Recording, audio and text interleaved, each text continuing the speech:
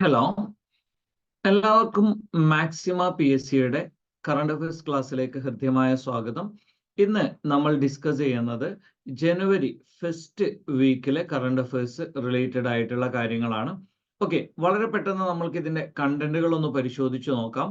അതിനു മുമ്പ് LDCയുടെ ആരംഭം എന്ന് പറയുന്ന ഒരു യൂട്യൂബ് ലൈവ് ബാച്ച് ഫ്രീ ആയിട്ട് ആരംഭിച്ചിട്ടുണ്ട്. അതേപോലെ തന്നെ മാക്സിമ PSC എന്ന് പറയുന്ന മീൻസ് ആപ്പിൽ നിങ്ങൾക്ക് പ്രയാണം എന്ന് പറയുന്ന പേരിൽ പുതിയൊരു മീൻസ് ഒരു പെയ്ഡ് ബാച്ചും ആരംഭിച്ചിട്ടുണ്ട്. അപ്പൊ ഇതുമായി ബന്ധപ്പെട്ട ഡീറ്റെയിൽസും കാര്യങ്ങളൊക്കെ നിങ്ങൾക്ക് എന്ത് ചെയ്യും, നമ്മൾ ഈ പറയുന്ന മാക്സിമ എന്ന് പറയുന്ന ടെലഗ്രാം ചാനൽ ഉണ്ട്. മാക്സിമ എന്ന് പറയുന്ന ടെലഗ്രാം ചാനൽ എന്ത് ചെയ്യും, നിങ്ങൾക്ക് ഈ പറയുന്ന കാര്യങ്ങളൊക്കെ അവൈലബിൾ ആയിരിക്കും. ഓക്കെ, ഫസ്റ്റ് ഓഫ് ഓൾ ഇന്നത്തെ കുറച്ച് കാര്യങ്ങൾ അല്ലെങ്കിൽ ഈ ഒരു വീക്കിലെ വളരെ പ്രധാനപ്പെട്ട കുറച്ച് കാര്യങ്ങൾ നമ്മൾക്കൊന്ന് പരിശോധിക്കാം. ഒന്നാമത്തേത്, ഡെമോക്രാറ്റിക് റിപ്പബ്ലിക് ഓഫ് കോങ്കോയുടെ പ്രസിഡന്റായി തിരഞ്ഞെടുക്കപ്പെട്ടതാരാണ്? ഫെലിക്സ് ഷിസെക്കെഡി എന്ന് പറയും. അദ്ദേഹമാണ് എന്ത് ചെയ്യുന്നത്, ഡെമോക്രാറ്റിക് കോങ്കോയുടെ പ്രസിഡന്റായി തിരഞ്ഞെടുക്കപ്പെട്ടത്. ജസ്റ്റ് ഈ ഒരു പേര് നിങ്ങളൊന്ന് ഓർത്ത് വെച്ചാൽ മതി, കാരണം PSC എക്സ്ട്രീം എൻഡിൽ പോയാൽ അത്തരത്തിലുള്ള ഒരു കാര്യം ചോദിക്കാനുള്ള പോസിബിലിറ്റി ഉണ്ട്. അടുത്തത്, രക്താർബുദ ചികിത്സയ്ക്കുള്ള രാജ്യത്തെ ആദ്യത്തെ ഓറൽ കീമോ മരുന്ന് വികസിപ്പിച്ച ആശുപത്രി ഏതാണ്?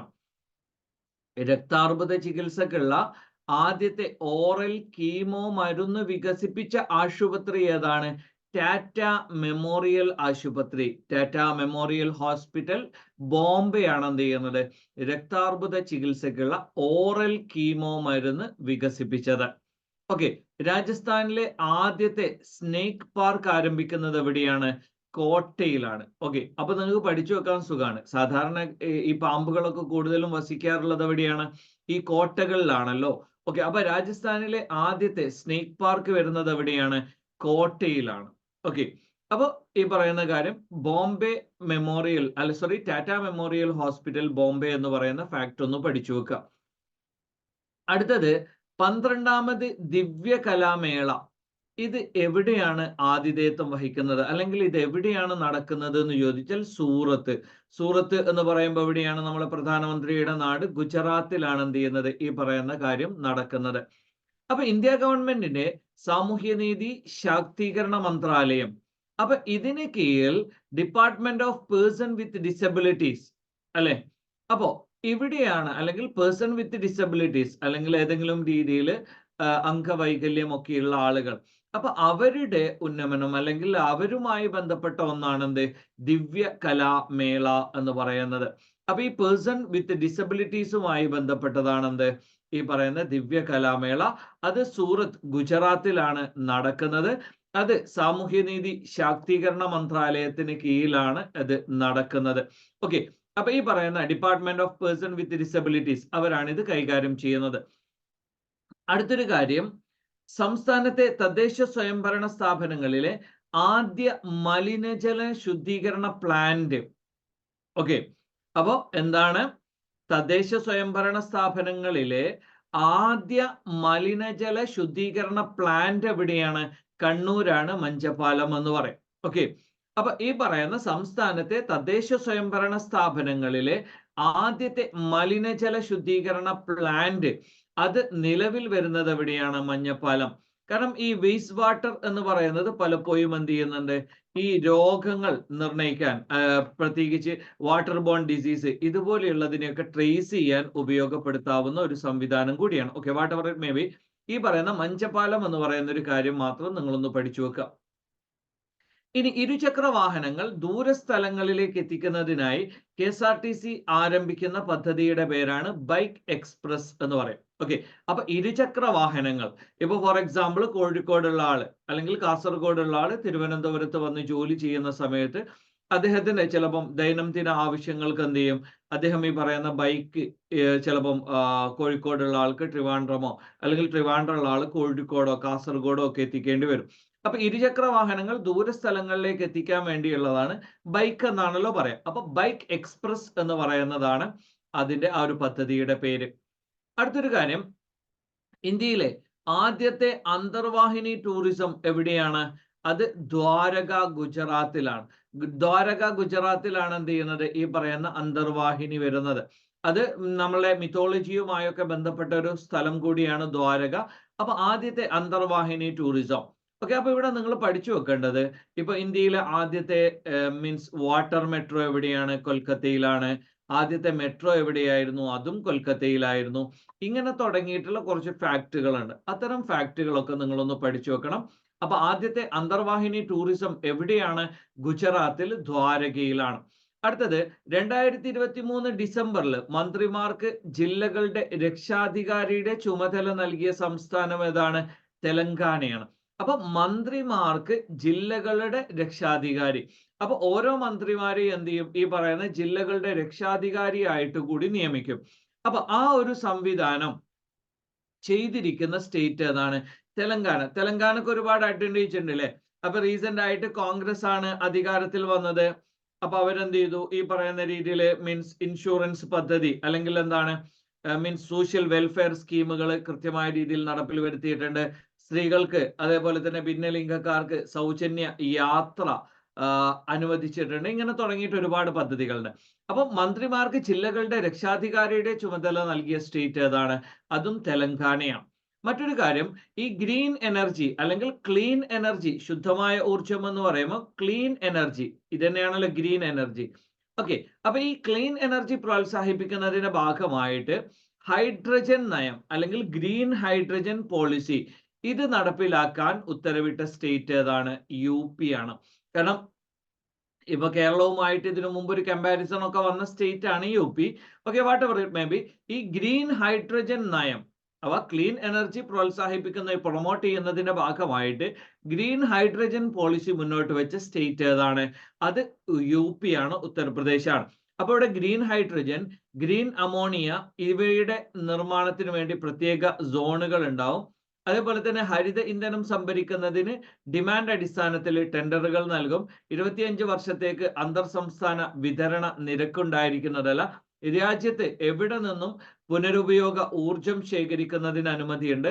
ഗ്രീൻ അമോണിയയുടെ കയറ്റുമതി പ്രോത്സാഹിപ്പിക്കാൻ തുറമുഖങ്ങൾക്ക് അരികെ കമ്പനികൾക്ക് സംഭരണ സൗകര്യം. അങ്ങനെ തുടങ്ങിയിട്ടുള്ള ഒരുപാട് അഡ്വാൻറ്റേജ് ഉള്ള ഒരു കാര്യമാണ്. അപ്പൊ നിങ്ങൾ ഇത്ര പഠിച്ചാൽ മതി. ഗ്രീൻ ഹൈഡ്രജൻ പോളിസി കൊണ്ടുവന്ന സ്റ്റേറ്റ് ഏതാണ്? അതേതാണ്? UP ആണ്. ഓക്കെ, ഇനി അടുത്തൊരു കാര്യം, 2023 ഡിസംബറിൽ OBC മറ്റു പിന്നാക്ക വിഭാഗങ്ങൾ, അപ്പൊ ഇവർക്ക് പഞ്ചായത്തുകളിലും നഗരസഭയിലും സംഭരണം ഏർപ്പെടുത്തിയത്. അപ്പൊ ജമ്മു ആൻഡ് കാശ്മീരിൽ ആർട്ടിക്കിൾ 370 നിലനിൽക്കുന്ന കാലത്ത്, അതേപോലെ തന്നെ 35A ഈ പറയുന്ന ആർട്ടിക്കിൾ ഒക്കെ നിലനിന്നിരുന്ന സമയത്ത് ഈ സംവരണത്തിന് റിസർവേഷൻ ഒക്കെ ചില എന്തുണ്ടായിരുന്നു? മീൻസ് ചില റെസ്ട്രിക്ഷൻസും കാര്യങ്ങളൊക്കെ ഉണ്ടായിരുന്നു. നമ്മൾ പറഞ്ഞിട്ടുണ്ട്, സ്വത്ത് സ്വരൂപിക്കാൻ അവിടെയുള്ള മീൻസ് പെർമനന്റ് റെസിഡന്റ് ആകണം എന്നൊക്കെ തുടങ്ങിയിട്ടുള്ള കുറെ കാര്യങ്ങളുണ്ട്. അപ്പൊ 2023 ഡിസംബറിൽ ജമ്മു ആൻഡ് കാശ്മീരിൽ മറ്റ് പിന്നോക്ക വിഭാഗങ്ങൾക്ക് പഞ്ചായത്ത് നഗരസഭകളിൽ സംവരണം ഏർപ്പെടുത്തുന്ന ബില്ല് എന്ത് ചെയ്തിട്ടുണ്ട്? പാർലമെന്റ് പാസ്സാക്കിയിട്ടുണ്ട് അല്ലെ? ഓക്കെ, അപ്പൊ ഈ പറയുന്ന രാഷ്ട്രപതിയുടെ അനുമതി കൂടി കിട്ടുന്നതോടുകൂടി അത് ബില്ലായി. ഓക്കെ, അപ്പൊ ഇത് 2023 ഡിസംബറിലാണ്. ഇതേ ഡിസംബറിൽ തന്നെയാണ് ആർട്ടിക്കിൾ 370യുമായി ബന്ധപ്പെട്ട വാദങ്ങളൊക്കെ നടന്നതും. സംസ്ഥാന ബാലസാഹിത്യ ഇൻസ്റ്റിറ്റ്യൂട്ടിന്റെ CG ശാന്തകുമാർ സമഗ്ര സംഭാവന പുരസ്കാരം ആർക്കാണ്? ഉല്ലല ബാബുവിനാണ് എന്ത് ചെയ്യുന്നത്? ഈ പറയുന്ന സമഗ്ര സംഭാവന പുരസ്കാരം ലഭിച്ചിരിക്കുന്നത്. ഓക്കെ, അപ്പൊ ഈ പറയുന്ന പേരുകൾ ഫാക്ടുകൾ ജസ്റ്റ് ഒന്ന് പഠിച്ചു വെക്കുക. ദെൻ അടുത്തത്, ഇന്ത്യയും UAEയും സംയുക്ത അഭ്യാസം ഡെസേർട്ട് സൈക്ലോൺ 2024 രാജസ്ഥാനിലാണ് ആരംഭിച്ചിരിക്കുന്നത്. അപ്പൊ ജനുവരി 2 മുതൽ ജനുവരി 15 വരെയാണ് ഡെസേർട്ട് സൈക്ലോൺ എന്ന് പറയുന്നത്. അപ്പൊ ഡെസേർട്ട് സൈക്ലോൺ 2024 എന്ത് ചെയ്തിട്ടുണ്ട്? ഇന്ത്യയും UAEയും തമ്മിലാണ്. ഓക്കെ, അപ്പൊ അറിവിന്റെയും മികച്ച സമ്പ്രദായങ്ങളുടെയും കൈമാറ്റത്തിലൂടെ പരസ്പര പ്രവർത്തനക്ഷമത വർദ്ധിപ്പിക്കുക. അപ്പൊ എന്ത് ചെയ്യുന്നുണ്ട്? നോളജ് ഉണ്ട്, അതേപോലെ തന്നെ എന്ത് ചെയ്യും? ഈ പറയുന്ന എക്സ്പീരിയൻസ് അല്ലെങ്കിൽ ടെക്നോളജി. അപ്പൊ ഇതുപോലുള്ള കാര്യങ്ങളൊക്കെ പരസ്പരം എന്ത് ചെയ്യുന്നുണ്ട്? ഷെയർ ചെയ്യുന്നുണ്ട്. ഓക്കെ, അപ്പൊ അതിനു വേണ്ടിയുള്ളതാണ്. അപ്പൊ പേര് പഠിച്ചു വെക്കുക. ഡെസേർട്ട് സൈക്ലോൺ 2024 എവിടെയാണ്? രാജസ്ഥാനിലാണ്. ആരൊക്കെയാണ്? ഇന്ത്യയും UAEയും തമ്മിലാണ്. അടുത്തൊരു കാര്യം, ഇന്ത്യയുടെ പ്രതിരോധ ഗവേഷണ വികസന ഓർഗനൈസേഷൻ അതാരാണ്? DRDO എന്ന് പറയും. റിസർച്ച് ഡെവലപ്മെന്റ് ഓർഗനൈസേഷൻ അല്ലെ, ഡിഫൻസ് റിസർച്ച് ഡെവലപ്മെന്റ് ഓർഗനൈസേഷൻ. ഇത് 2024 ജനുവരി 1 അതിന്റെ 66ാമത് സ്ഥാപക ദിനം അനുസ്മരിച്ചിട്ടുണ്ട്. അപ്പൊ രാജ്യത്തിന്റെ പ്രതിരോധ മേഖലയിലെ നവീകരണത്തിന്റെയും സാശ്രയത്തിന്റെയും സുപ്രധാന യാത്രയെ അടയാളപ്പെടുത്തുന്നുണ്ട്. അഥവാ നവീകരണം, ഇന്നവേഷൻ വേണം. അതേപോലെ തന്നെ എന്താണ് സാശ്രയത്വം, എന്താണ് സെൽഫ് ആകണം, അല്ലെങ്കിൽ എന്ത് ചെയ്യണം, സെൽഫ് സഫിഷ്യന്റ് ആകണം. ഓക്കെ, അപ്പൊ നമ്മൾ സ്വയം പര്യാപ്തമാകണം. ഓക്കെ, അപ്പോ ഈ പറയുന്ന ഒരു സംവിധാനം മുന്നോട്ട് വെക്കുന്ന രീതിയിൽ ജനുവരി 1 66ാമത് വാർഷികം ആഘോഷിച്ച പ്രതിരോധ ഓർഗനൈസേഷൻ ഏതാണെന്ന് ചോദിച്ചാൽ അത് DRDO ആണ്. ഓക്കെ, അപ്പൊ ഈ പറയുന്ന പേര് ഒന്ന് പഠിച്ചു വെക്കുക. അടുത്തൊരു കാര്യം, ക്രിക്കറ്റിൽ നിന്ന് വിരമിക്കുന്നതായി പ്രഖ്യാപിച്ച ഓസ്ട്രേലിയൻ താരം, അഥവാ വളരെ വിഖ്യാതനായ താരമാണ്, ഓസ്ട്രേലിയൻ ഓപ്പണർ ആയിരുന്നു. IPL പോലെയുള്ള മത്സരങ്ങളിലും IPL 2016 തോന്നുന്നു, സൺറൈസേഴ്സ് ഹൈദരാബാദിന് കന്നി കിരീടം നേടിക്കൊടുത്തതും. ഓക്കെ, അപ്പൊ ഡേവിഡ് വാർണർ ഇപ്പൊ ഇദ്ദേഹം എന്ത് ചെയ്യുന്നുണ്ട്, അന്താരാഷ്ട്ര ക്രിക്കറ്റിൽ നിന്ന് വിരമിക്കുന്നതായി പ്രഖ്യാപിച്ചിട്ടുണ്ട്. ഇദ്ദേഹം ഒരു ഓസ്ട്രേലിയൻ കളിക്കാരനും കൂടിയാണ്. അദ്ദേഹത്തിന് മറ്റൊരു പ്രത്യേകത എന്ന് പറയുന്നത് one of the most openers, അല്ലെങ്കിൽ എന്താണ് ദ ഫേവറബിൾ ഓപ്പണേഴ്സിൽ പെട്ട ഒരാൾ കൂടിയാണ്. ഓക്കെ, അപ്പോ ഈ അദ്ദേഹം വിരമിക്കുന്നുണ്ട്. മറ്റൊരു കാര്യം, ദേശീയ സ്കൂൾ സീനിയർ അത്ലറ്റിക് മീറ്റ്. അപ്പൊ 2023 ദേശീയ സ്കൂൾ സീനിയർ അത്ലറ്റിക് മീറ്റിൽ കിരീടം നേടിയത് കേരളമാണ്, വേദി മഹാരാഷ്ട്രയായിരുന്നു. ഓക്കെ, അപ്പൊ 2023 ദേശീയ സ്കൂൾ സീനിയർ അത്ലറ്റിക് മീറ്റിൽ കിരീടം നേടിയത് ആരാണ്? അത് കേരളമാണ്, വേദി മഹാരാഷ്ട്രയായിരുന്നു. അടുത്തൊരു കാര്യം, ലോക റാപ്പിഡ് ചെസ് ചാമ്പ്യൻഷിപ്പ് ഉണ്ട്. അപ്പൊ അതിൽ വനിതാ വിഭാഗത്തിൽ കൊനേരു ഹംപിക്ക് വെള്ളി ലഭിച്ചിട്ടുണ്ട്. അപ്പൊ ഉസ്ബെക്കിസ്ഥാനിലെ സമർഖണ്ഡിൽ നടന്ന 2023 ലോക റാപ്പിഡ് ചെസ് ചാമ്പ്യൻഷിപ്പ്, അപ്പൊ വനിതകളുടെ വ്യക്തിഗത വെള്ളി മെഡൽ നേടിയത് ഇന്ത്യയുടെ കൊനേരു ഹംപിയാണ്. ഓക്കെ, അപ്പോ എന്താണ് വിശ്വനാഥൻ ആനന്ദിന് ശേഷം ഈ പറയുന്ന ചാമ്പ്യൻഷിപ്പിൽ കിരീടം നേടുന്നു. ഒരുപാട് പ്രത്യേകതകൾ ഉണ്ട് ഈ കൊനേരു ഹംപിക്ക് ഉണ്ട്. ഓക്കെ, അപ്പൊ ഈ ഫാക്ടുകളൊക്കെ ഒന്ന് ജസ്റ്റ് എന്ത് ചെയ്യുക, ഞാനിത് നിങ്ങൾ ബൈഹാർട്ട് ചെയ്യണമെന്നൊന്നും ഞാൻ പറയുന്നില്ല, കാരണം ഇതിന്റെ നോട്ടുകൾ നിങ്ങൾക്ക് അവൈലബിൾ ആയിരിക്കും. അപ്പൊ നിങ്ങൾ എന്ത് ചെയ്യുക, ജസ്റ്റ് ഒന്ന് ഇതൊന്ന് വായിച്ച് തറവായി പോവുക. അടുത്തൊരു കാര്യം, FEFK സംഘടനയുടെ പുതിയ പ്രസിഡന്റായി തിരഞ്ഞെടുക്കപ്പെട്ടത് ആരാണ്? സിബി മലയിൽ. ഓക്കെ, മലയാള സിനിമയുമായി ബന്ധപ്പെട്ട ആളാണല്ലോ അല്ലെ. ഓക്കെ, ജസ്റ്റ് ഒന്ന് പഠിച്ചു വെക്കുക. ദെൻ ഹ്യുണ്ടായി ഇന്ത്യയുടെ ബ്രാൻഡ് അംബാസഡർ. ഈ പറയുന്ന ഹ്യുണ്ടായി ആയാലും മാരുതി, ഈ പറയുന്ന എല്ലാ വണ്ടികളും, മാരുതി, ബെൻസ്, ഓഡി, എല്ലാ കമ്പനികളും എന്ത് ചെയ്യുന്നുണ്ട്, വില കൂട്ടാനുള്ള തീരുമാനം 2024 ജനുവരി മുതൽ എടുത്തിട്ടുണ്ട്. അപ്പൊ ഹ്യുണ്ടായി ഇന്ത്യയുടെ ബ്രാൻഡ് അംബാസിഡർ ആയി വന്നത് ആരാണ്? ദീപിക പടുക്കോൺ ആണ്. ഓക്കെ, അപ്പൊ ഈ പേരൊന്ന് ഓർത്ത് വെക്കുക. ഹ്യുണ്ടായി ഇന്ത്യയുടെ ബ്രാൻഡ് അംബാസിഡർ ആയിട്ട് നിയമിതയായ ബോളിവുഡ് അഭിനേത്രി ആരാണ്? ദീപിക പടുക്കോൺ ആണ്. മറ്റൊരു കാര്യം, അടുത്ത നിങ്ങൾ നിർബന്ധമായും പഠിച്ചു വെക്കണം, നീതി ആയോഗിന്റെ മുൻ വൈസ് ചെയർമാൻ ആയിരുന്നു, കൊളംബിയ യൂണിവേഴ്സിറ്റി പ്രൊഫസർ ആയിരുന്ന അരവിന്ദ് പനഗരിയെയാണ് എന്ത് ചെയ്യുന്നത്, 16ാം ധനകാര്യ കമ്മീഷൻ ചെയർമാനായി സർക്കാർ നിയമിച്ചത്. അപ്പൊ നിലനിൽക്കുന്നത് 15ാമത് ധനകാര്യ കമ്മീഷനാണ്. അതിന്റെ ചെയർമാൻ ആരാണ്? NK സിംഗ് അല്ലേ. ഓക്കെ, അപ്പൊ 16ാമത് ധനകാര്യ കമ്മീഷന്റെ ചെയർമാനായിട്ട് നിയമിച്ചത് ആരെയാണ്? അരവിന്ദ് പനഗരിയ. ഈ പേരൊന്ന് ഓർത്തു വെച്ചോ. അടുത്തൊരു കാര്യം, IOC ഇന്ത്യൻ ഓയിൽ കോർപ്പറേഷൻ അല്ലെ. അപ്പൊ ഇന്ത്യൻ ഓയിൽ കോർപ്പറേഷന്റെ 3 പതിറ്റാണ്ടോളം അനുഭവ പരിചയമുള്ള ആളെയാണ് എക്സിക്യൂട്ടീവ് ആയിട്ട്, അല്ലെങ്കിൽ എന്താണ് ഡയറക്ടർ ആയിട്ട് തീരുമാനിച്ചിരിക്കുന്നത്. അതാരാണ്? നമ്മളുടെ രശ്മി ഗോവിൽ എന്ന് പറയും. ഓക്കെ, അപ്പൊ രശ്മി ഗോവിൽ ആണ് എന്ത് ചെയ്യുന്നത്, 3 പതിറ്റാണ്ടോളം IOC ഇന്ത്യൻ ഓയിൽ കോർപ്പറേഷനിൽ പ്രവൃത്തി പരിചയമുള്ള ആളാണ്. അവരെയാണ് എന്ത് ചെയ്യുന്നത്, ഇപ്പൊ HR എക്സിക്യൂട്ടീവായ രശ്മി ഗോവിൽ എന്ത് ചെയ്യുന്നു, ഈ പറയുന്ന ഡയറക്ടർ റോളിലേക്ക് എന്ത് ചെയ്യുന്നുണ്ട്, ചുവട് വെക്കുന്നുണ്ട്. ഓക്കെ, അപ്പൊ ഈ പേരൊന്ന് ഓർത്തു വെക്കുക, കാരണം ഒരു വുമൺ ആയതുകൊണ്ട് എന്ത് ചെയ്യണം, അത് നമ്മൾ ജസ്റ്റ് ഒന്ന് ഓർത്തു വെക്കണം. ഓക്കെ, അപ്പൊ നിലവിൽ ഇതിന്റെ എക്സിക്യൂട്ടീവ് ഡയറക്ടറായി ആരാണ്? ഗോവിൽ രഞ്ജൻ കുമാർ മൊഹപത്ര.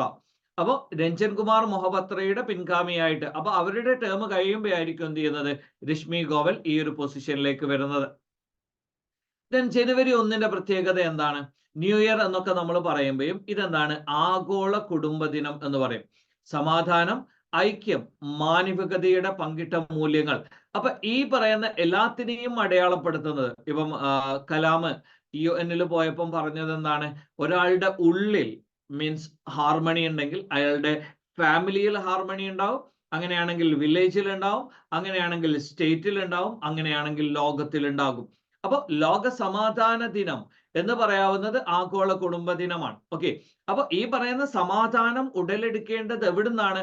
ഓരോ ഫാമിലികളും ഈ പറയുന്ന സമാധാനപൂർണമാണെങ്കിൽ അതിൻ്റെ ഒരു റിഫ്ലക്ഷൻ എവിടെയും വരും? ഈ പറയുന്ന സ്റ്റേറ്റിൽ വരും, രാജ്യത്തിൽ വരും, അതേപോലെ തന്നെ ആഗോള തലത്തിലും വരും. അപ്പൊ ഇപ്പം അസമാധാന അന്തരീക്ഷങ്ങൾ നിലനിൽക്കുന്ന ആഗോള പരിസ്ഥിതിയിൽ എന്താണ് ഈ ഒരു ദിവസം വളരെ പ്രധാനപ്പെട്ടതാണ്. അടുത്തത് 2024 ജനുവരിയിൽ ഇന്തോനേഷ്യയിൽ പൊട്ടിത്തെറിച്ച അഗ്നിപർവ്വതം ഏതാണ്? മൗണ്ട് ലെവോട്ടോബി ലാക്കി എന്ന് പറയും. Okay, Mount Lewotobi. ഇപ്പൊ ഇത് ഞാനൊരു കാര്യം പറയാം. ഇപ്പൊ എന്തായാലും ഇതുപോലെയുള്ള വളരെ പ്രധാനപ്പെട്ട അഗ്നിപർവ്വത സ്ഫോടനങ്ങളൊക്കെ ഉണ്ടെങ്കിൽ, അപ്പൊ റീസെന്റ് ആയി നടക്കുന്ന അഗ്നിപർവ്വത സ്ഫോടനങ്ങളൊക്കെ നിങ്ങൾ ഏത് രാജ്യത്താണ്, അതിന്റെ പേരെന്താണ്, അതേപോലെ തന്നെ അതിനെന്തെങ്കിലും ഇമ്പോർട്ടൻസ് ഉണ്ടോ, അതുപോലെയുള്ള കാര്യങ്ങൾ നിങ്ങളൊന്ന് പഠിച്ചു വെക്കുക. ജസ്റ്റ് കാരണം ഇതൊക്കെ നിങ്ങൾ ഡെയിലി ഇപ്പം നിങ്ങൾക്ക് ഏറ്റവും സിമ്പിൾ ആയിട്ടുള്ള ഒരു കാര്യം ഞാൻ പറയാം. ഒന്നുകിൽ നിങ്ങൾ ഈ പറയുന്ന വീക്ക്ലി കറണ്ട് അഫേഴ്സ് നിങ്ങളൊന്ന് ഫോളോ ചെയ്താൽ പരമാവധി ആ വീക്കിൽ നടന്നിരിക്കുന്ന കാര്യങ്ങളൊക്കെ നിങ്ങൾ കവർ ചെയ്യും. ഓക്കെ, അതേ സമയത്ത് നിങ്ങളൊരു മന്ത്ലി കമ്പീലേഷനിലേക്ക് മാറുമ്പോഴുള്ള പ്രശ്നം എന്താന്ന് വെച്ചാൽ, അപ്പോൾ നമ്മൾ എന്ത് ചെയ്യും? പല ഇമ്പോർട്ടന്റ് ആയിട്ടുള്ള കാര്യങ്ങൾ എടുക്കുമ്പം അത് പലപ്പോഴും എന്ത് ചെയ്യും? മൈന്യൂട്ട് ആയിട്ടുള്ള കാര്യങ്ങൾ മിസ്സാകാനുള്ള സാധ്യതയാണ്. മറ്റൊരു കാര്യം, തൊഴിൽ നിയമങ്ങൾ ലംഘിച്ചതിന്റെ പേരിൽ ബംഗ്ലാദേശ് കോടതി തടവ് ശിക്ഷ വിധിച്ച നോബൽ സമ്മാന ജേതാവ് ആരാണ്? മുഹമ്മദ് യൂനുസ്. ഓക്കെ, അപ്പൊ ഈ മുഹമ്മദ് യൂനുസ് ഇദ്ദേഹത്തിന് ഏത് വർഷമാണ് നോബൽ സമ്മാനം ലഭിച്ചത്? ഒരു ഹോംവർക്ക് ചെയ്യാണ്. ഓക്കെ, അപ്പൊ ഇദ്ദേഹത്തിന് നോബൽ സമ്മാനം ലഭിച്ച വർഷം ഏതാണ് എന്നൊരു കാര്യം ജസ്റ്റ് ഒന്ന് ശ്രദ്ധിക്കാം. പുതുവത്സര ദിനത്തിൽ തുടർച്ചയായി 155 ഭൂകമ്പങ്ങൾ അനുഭവപ്പെട്ട ഏഷ്യൻ രാജ്യം ഏതാണ്? ജപ്പാൻ. ഇപ്പൊ ജപ്പാന്റെ ഒരു പ്രത്യേകത എന്താണ്? ഈ പറയുന്ന രീതിയിൽ നിരന്തരം ഭൂചലനങ്ങൾ ഉണ്ടാകുന്ന ഒരു രാജ്യമാണ് ജപ്പാൻ, ഇന്തോനേഷ്യ. ആ ഒരു പസഫിക് ബെൽറ്റിലുള്ള മീൻസ് രാജ്യങ്ങളുടെ ഒക്കെ ചെറിയൊരു പ്രശ്നം അതാണ്. ദെൻ അടുത്തൊരു കാര്യം, അയോധ്യ രാമക്ഷേത്രത്തിലെ രാമശില്പത്തിന്റെ ശില്പി ആരാണ്? അരുൺ യോഗിരാജ്. അപ്പം രാമക്ഷേത്രം ഉദ്ഘാടനം ചെയ്യാനൊക്കെ പോവല്ലേ? ഓക്കെ, അപ്പൊ രാമക്ഷേത്രം ഉദ്ഘാടനം ചെയ്യാൻ പോവാണ്. അവിടെയുള്ള അയോധ്യ മീൻസ് അയോധ്യ റെയിൽവേ സ്റ്റേഷന്റെ പേര് അയോധ്യ ധം എന്നാക്കി മാറ്റി. അവിടെ ഈ പറയുന്ന രാമന്റെ ജീവിതകഥയുമായി ബന്ധപ്പെട്ട സ്റ്റോറീസ്, ഇതുപോലെയുള്ള പുരാതന വാസ്തുശില, ആധുനിക വാസ്തുശില, ഇപ്പൊ ഏകദേശം ഒരു ടെമ്പിൾ ഒരു മീൻസ് ആ ഒരു എക്സ്പീരിയൻസ് ആണ്. അതേപോലെ തന്നെ അവിടെ ഇന്റർനാഷണൽ എയർപോർട്ട് വാൽമീകി മഹർഷി ഇന്റർനാഷണൽ എയർപോർട്ട് എന്ന് നാമകരണം ചെയ്തിട്ടുണ്ട്. അപ്പൊ ഇതുപോലെ അപ്പൊ അയോധ്യ രാമക്ഷേത്രത്തിലെ രാമശില്പത്തിന്റെ ശില്പി ആരാണ്? അരുൺ യോഗിരാജ്. അയോധ്യ UP-യിലല്ലേ? അപ്പൊ യോഗി ആദിത്യനാഥ് അല്ലേ എന്താ അവിടുത്തെ മുഖ്യമന്ത്രി? ഓക്കെ, അപ്പൊ യോഗി, അപ്പൊ രാമം. ഓക്കെ, അപ്പൊ അരുൺ യോഗിരാജ് ആണ് എന്ത് ചെയ്യുന്നത്? ഇതിന്റെ രാമശില്പത്തിന്റെ ശില്പി. 33 വർഷത്തിന് ശേഷം പശ്ചിമഘട്ട മേഖലയിൽ പെരിയാർ മേഘമല മലനിരകളിൽ നിന്ന് ഗവേഷകർ കണ്ടെത്തിയ വെള്ളി വരയൻ വിഭാഗത്തിൽപ്പെട്ട ചിത്രശലഭം ഏതാണ്? Meghamalai cloud forest silver line എന്ന് പറയും. ഓക്കെ, അപ്പൊ 33 വർഷങ്ങൾക്ക് ശേഷമാണ്, പേരെന്താണ്? Meghamalai cloud forest silver line എന്ന് പറയും. ഓക്കെ, അപ്പൊ ഈ പറയുന്ന പേര് അഥവാ ഈ പറയുന്ന പേര് കാരണം പുതിയ ജീവികളെ കണ്ടെത്തുന്നത്, ഇതൊക്കെ പലപ്പോഴും PSC മീൻസ് എക്സ്ട്രീം ആയിട്ട് ചോദിക്കുന്ന ചോദ്യങ്ങളാണ്. ജസ്റ്റ് ഒന്ന് ശ്രദ്ധിച്ചു വെച്ചേക്കുക. അടുത്തൊരു കാര്യം, UP-യിലെ ആദ്യത്തെ ഫ്ലോട്ടിംഗ് റെസ്റ്റോറന്റ് എവിടെയാണ്? പ്രയാഗ്രാജിലാണ് മുഖ്യമന്ത്രി. ഈ പ്രയാഗ്രാജിന് എന്തെങ്കിലും പ്രത്യേകതയുണ്ടോ? ഈ പ്രയാഗ്രാജ് എന്ന് പറയുന്ന സ്ഥലം ഏതെങ്കിലും നദി എങ്ങാനും ഉത്ഭവിക്കുന്നുണ്ടോ? അപ്പോ ഉത്തർപ്രദേശ് മുഖ്യമന്ത്രി യോഗി ആദിത്യനാഥ് മീൻസ് സംഗം സിറ്റി സന്ദർശന വേളയിൽ സംസ്ഥാനത്തെ ആദ്യത്തെ ഫ്ലോട്ടിംഗ് എയർ കണ്ടീഷൻ റെസ്റ്റോറന്റ് എന്ത് ചെയ്തിട്ടുണ്ട്? ഉദ്ഘാടനം ചെയ്തിട്ടുണ്ട്. ഓക്കെ, അപ്പൊ അത് പ്രയാഗ്രാജിലാണ്. അപ്പോ രാജ്യത്തെ UP-യിലെ ആദ്യത്തെ എന്താണ് ഈ പറയുന്ന ഫ്ലോട്ടിംഗ് റെസ്റ്റോറന്റ് ആണ്. അപ്പൊ സ്റ്റേറ്റിലെ ആദ്യത്തേതാണ്. ദെൻ ഇനി നമ്മൾ കേരളത്തിലേക്ക് വരികയാണ്. 62ാമത് കേരള സ്കൂൾ കലോത്സവ വേദി എവിടെയാണ്? കൊല്ലം ജില്ലയിലാണ് അല്ലെ? ഓക്കെ, അപ്പൊ സംസ്ഥാന സ്കൂൾ കലോത്സവത്തിന്റെ മൊബൈൽ ആപ്പ് ഏതാണ്? ഉത്സവം. ഓക്കെ, അപ്പൊ കലോത്സവം മൊബൈൽ ആപ്പ് ഉത്സവമാണ്. അതെവിടെയാണ്? കൊല്ലം ജില്ലയിലാണ്. ആരാണ് ഇപ്പൊ വിജയിച്ചിരിക്കുന്നത്? കണ്ണൂരാണ് അല്ലെ വിജയിച്ചിരിക്കുന്നത് ഈ വർഷം. ഓക്കെ, അത് നമുക്ക് അടുത്ത ഫാക്ടിൽ പറയാം. ഓക്കെ, അപ്പൊ 62ാമത് സ്കൂൾ കലോത്സവ വേദി എവിടെയാണ്? കൊല്ലമാണ്. ഓക്കെ, മറ്റൊരു കാര്യം, സംസ്ഥാന മലിനീകരണ നിയന്ത്രണ ബോർഡിന്റെ ചെയർപേഴ്സൺ ആരാണ്? എസ് ശ്രീകലയാണ്. ഓക്കെ, അപ്പോ സംസ്ഥാനത്തെ മലിനീകരണവുമായി ബന്ധപ്പെട്ട ഒരുപാട് കാര്യങ്ങൾ വന്നിട്ടില്ലേ? കാരണം മലിനീകരണം മീൻസ് അത് പാലിക്കാത്ത ആളുകൾക്ക് ഫൈൻ, ഇതുപോലെയുള്ള പുതിയ നിയമങ്ങളൊക്കെ വന്നിട്ടുണ്ടല്ലോ. അപ്പൊ സംസ്ഥാന മലിനീകരണ നിയന്ത്രണ ബോർഡിന്റെ ചെയർപേഴ്സൺ ആരാണ്? എസ് ശ്രീകലയാണ്. ആ ഒരു പേരൊന്ന് ഓർത്ത് വെക്കുക. ദെൻ PLI, നമ്മൾ ഈ പറയുന്ന ഇൻസെന്റീവ് നൽകുന്ന ഒരു പരിപാടി ഇല്ലേ? ഓക്കെ, അപ്പൊ ഈ പറയുന്ന പ്രൊഡക്ഷൻ ഇൻസെന്റീവ് അല്ലെ? ഓക്കെ, അപ്പൊ ഈ PLI അംഗീകാരം നേടുന്ന ആദ്യ ഇന്ത്യൻ EV കമ്പനി ആരാണ്? ഓല ഇലക്ട്രിക് എന്ന് പറയും. അപ്പൊ ഈ പ്രൊഡക്ഷൻ ലിങ്ക്ഡ് ഇൻസെന്റീവ്, അതാണല്ലോ PLI എന്ന് പറയുന്നത്. അപ്പൊ ഒരു നിശ്ചിത എമൗണ്ട് ഉൽപാദനം നടത്തി അത് കൃത്യമായ രീതിയിൽ വിപണനം കഴിഞ്ഞാൽ അതിന് സർക്കാർ ചില ആനുകൂല്യങ്ങൾ നൽകും. ചിലപ്പോൾ 5%. ഓക്കെ, അപ്പൊ അതുപോലെ ലഭിക്കുന്ന ആദ്യത്തെ ഇന്ത്യൻ കമ്പനിയാണ്, EV കമ്പനിയാണെന്ത്? ഓല. ഓക്കെ, ഓല എന്ന് പറയുന്ന കമ്പനി നിങ്ങൾക്ക് അറിയാമല്ലോ. അടുത്തൊരു കാര്യം, തമോഗർത്തങ്ങളെ കുറിച്ച് പഠിക്കാൻ ISRO വിക്ഷേപിച്ച ദൗത്യമാണ് എക്സ്പോസാറ്റ് അല്ലെ? എക്സ്പോസാറ്റ് എന്ന് പറയുമ്പോൾ എന്താണ്? ഇപ്പൊ റീസെന്റ് ആയിട്ടാണ് എന്ത് ചെയ്യുന്നത്? ISRO, എനിക്ക് തോന്നുന്നു ജനുവരി 1-നല്ലേ PSLV C58-ലാണ് അത് ലോഞ്ച് ചെയ്തിരിക്കുന്നത്. അപ്പൊ ഇത് ഈ തമോഗർത്തങ്ങളെ കുറിച്ച് അതുപോലെയുള്ള സംഗതികളെ കുറിച്ചൊക്കെ പഠിക്കാൻ വേണ്ടിയിട്ടാണ്. ഓക്കെ, അപ്പൊ ഈ പറയുന്ന ഒരു ഫാക്ട് ജസ്റ്റ് ഒന്ന് പഠിച്ചു വെക്കുക. അതിനെക്കുറിച്ചുള്ള അനുബന്ധമായ ന്യൂസുകളൊക്കെ വരും ദിവസങ്ങളിൽ വരും. എന്നിരുന്നാൽ കൂടി നിങ്ങളൊന്ന് പഠിച്ചു വെക്കുക. ഫ്ലിപ്കാർട്ടിന്റെ ബിന്നി ബെൻസാൽ എന്ത് ചെയ്യുന്നുണ്ട്? ഓപ്ഡോർ ആരംഭിച്ചിട്ടുണ്ട്. ഓക്കെ, അപ്പൊ ഫ്ലിപ്കാർട്ടിന്റെ സ്ഥാപകനായ ബിന്നി ബെൻസാൽ ഏറ്റവും പുതിയ സ്റ്റാർട്ടപ്പ് ആയ ഓപ്ഡോറിലൂടെ വീണ്ടും കൊമേഴ്സ് രംഗത്തേക്ക് എത്തിയിട്ടുണ്ട്. അപ്പൊ ഫ്ലിപ്കാർട്ട് ഇപ്പൊ എന്താണ്? ഓപ്ഡോർ എന്ന് പറയും. ഓക്കെ, അപ്പൊ ഈ പറയുന്ന ഒരു കാര്യം, എൻഡ് ടു എൻഡ് സൊല്യൂഷനുകൾക്ക് വാഗ്ദാനം ചെയ്തുകൊണ്ട് കൊമേഴ്സ് സ്ഥാപനങ്ങളുടെ ആഗോള വിപുലീകരണം സുഗമമാക്കുന്നതിന് വേണ്ടിയിട്ടാണ് ഈ ഒരു സ്മാർട്ടപ്പ്. അപ്പൊ ഈ ഫ്ലിപ്കാർട്ട് ഒക്കെ നിങ്ങൾ സ്ഥിരമായിട്ട് യൂസ് ചെയ്യുന്ന ആളുകളല്ലേ? ഫ്ലിപ്കാർട്ട്, ആമസോൺ, ഇപ്പൊ നിങ്ങൾ പല രീതിയിലും പുസ്തകങ്ങൾ, ഇതുപോലെ പല സംഗതിക്കും എന്ത് ചെയ്യുന്നുണ്ട്? ഫ്ലിപ്കാർട്ട്, ആമസോൺ പോലെയുള്ള സംവിധാനങ്ങൾ നമ്മൾ ആശ്രയിക്കുന്നുണ്ട്. അപ്പൊ ഇദ്ദേഹം കൊണ്ടുവന്ന, അപ്പൊ ഫ്ലിപ്കാർട്ടിന്റെ ബെന്നി ബെൻസാല് അദ്ദേഹം പുതുതായി കൊണ്ടുവന്നിരിക്കുന്നത് എന്താണ്? ഈ പറയുന്ന ഓപ്ഡോർ എന്ന് പറയും. അടുത്തൊരു കാര്യം, കേരള സർക്കാർ സാംസ്കാരിക വകുപ്പിന് കീഴിൽ പ്രവർത്തിക്കുന്ന കേരള സംസ്ഥാന ബാലസാഹിത്യ ഇൻസ്റ്റിറ്റ്യൂട്ടിന്റെ 2023-ലെ ബാഹ്യസാഹിത്യ പുരസ്കാരങ്ങളിൽ മികച്ച കഥ നോവലിനുള്ള പുരസ്കാരം ആർക്കാണ്?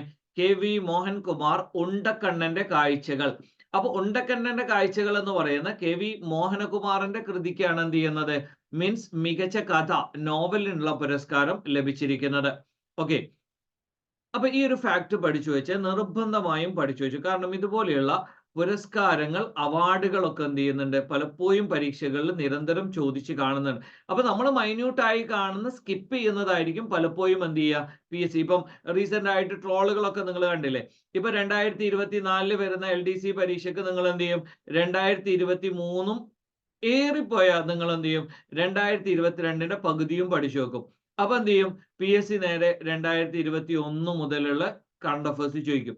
അപ്പൊ നമ്മൾ ആകെ ഡള്ളാവില്ലേ? ഓക്കെ, അപ്പൊ ഇതിന്റെ ഒരു പ്രശ്നം എന്താന്ന് ചോദിച്ചാൽ, നമ്മൾ കുറച്ചുകൂടി എന്ത് ചെയ്യണം?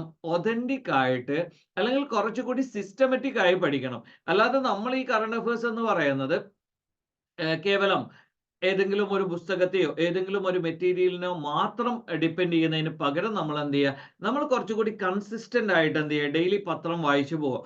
അങ്ങനെ പോയി കഴിഞ്ഞാൽ പല കാര്യങ്ങളും നമ്മുടെ മൈൻഡിൽ ഫീഡ് ആവും. അത് നമ്മൾക്ക് പരീക്ഷയ്ക്ക് റീക്രിയേറ്റ് ചെയ്യാൻ പറ്റും.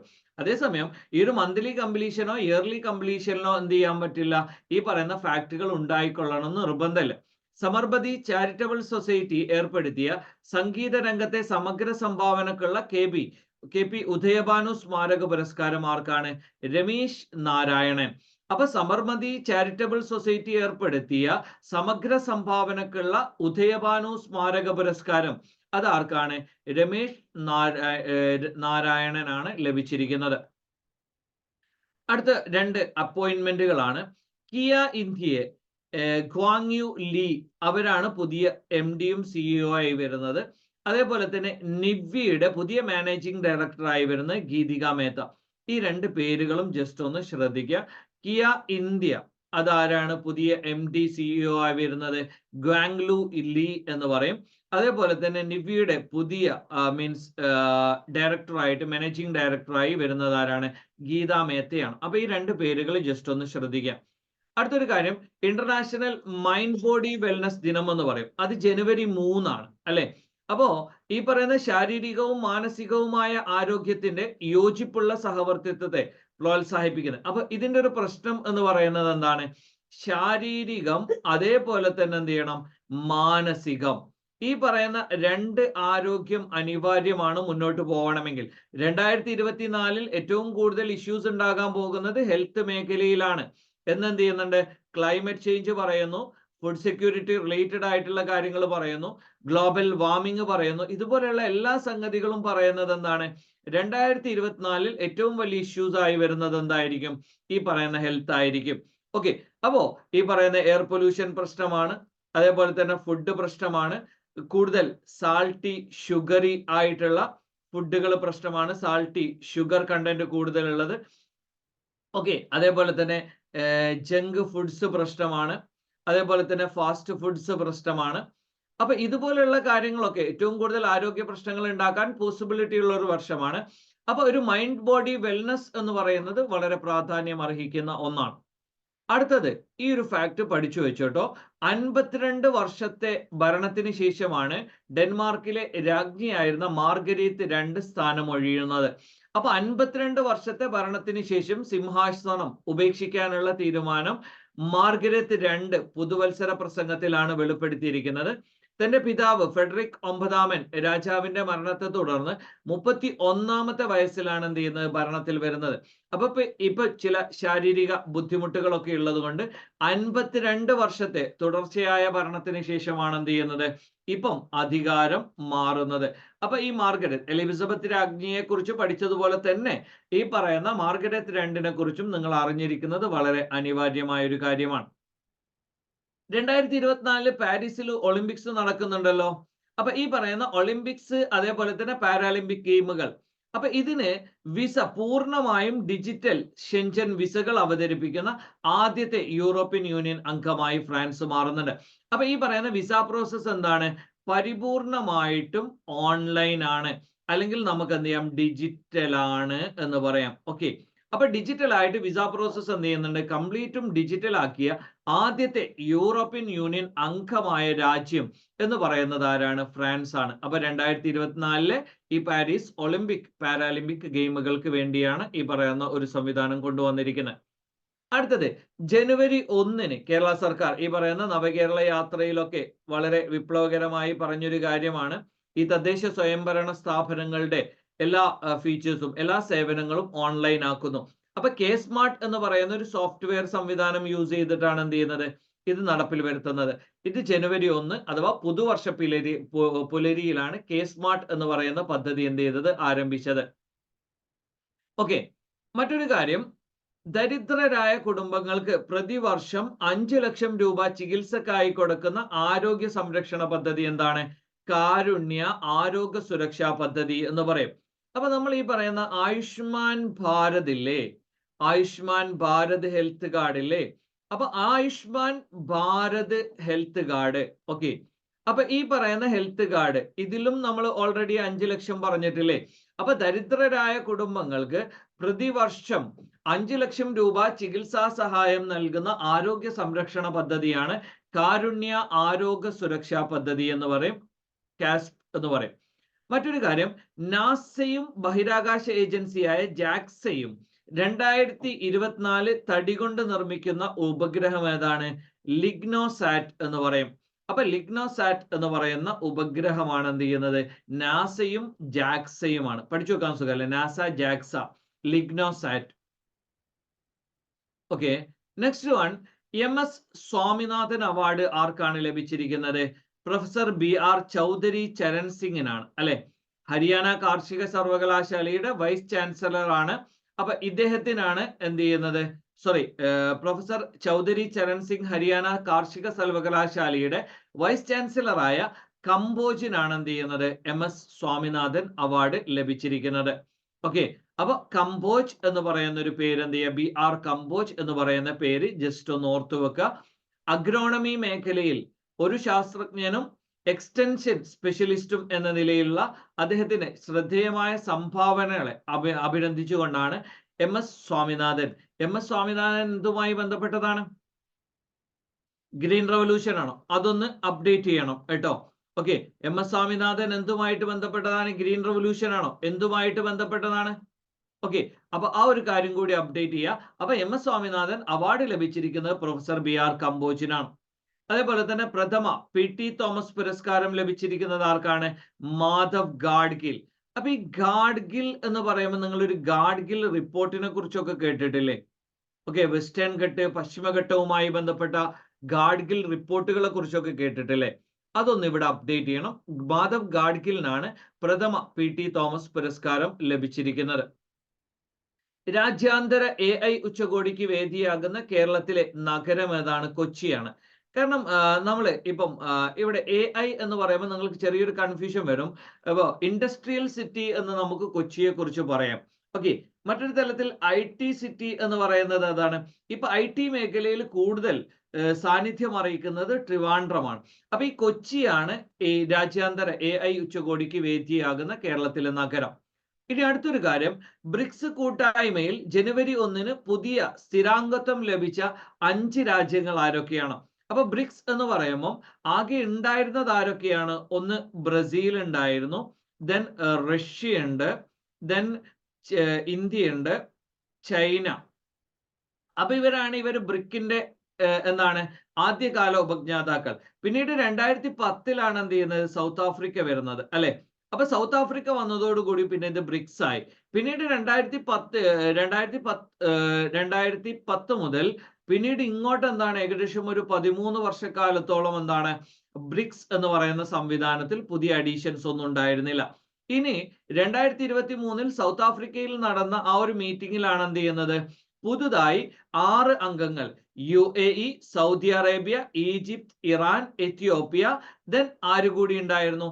അർജന്റീന. നമ്മളെ മെസ്സിയുടെ അർജന്റീന കൂടി ഉണ്ടായിരുന്നു. പക്ഷേ അർജന്റീനയിൽ മിലി എന്ന് പറയുന്ന റൈറ്റ് വിങ് ഐഡിയോളജി ആയിട്ടുള്ള ആള് അവിടുത്തെ പുതിയ അധികാരിയായി വന്നപ്പോൾ അദ്ദേഹം കുറച്ചുകൂടി വെസ്റ്റിനോട്, US-നോടും ഇസ്രായേലിനോടൊക്കെ താല്പര്യമുള്ള ആളായതുകൊണ്ട് അദ്ദേഹം എന്ത് പറഞ്ഞു? ഞങ്ങൾക്ക് ഈ പറയുന്ന ബ്രിക്സിലെ മെമ്പർഷിപ്പ് വേണ്ട എന്ന് പറഞ്ഞു.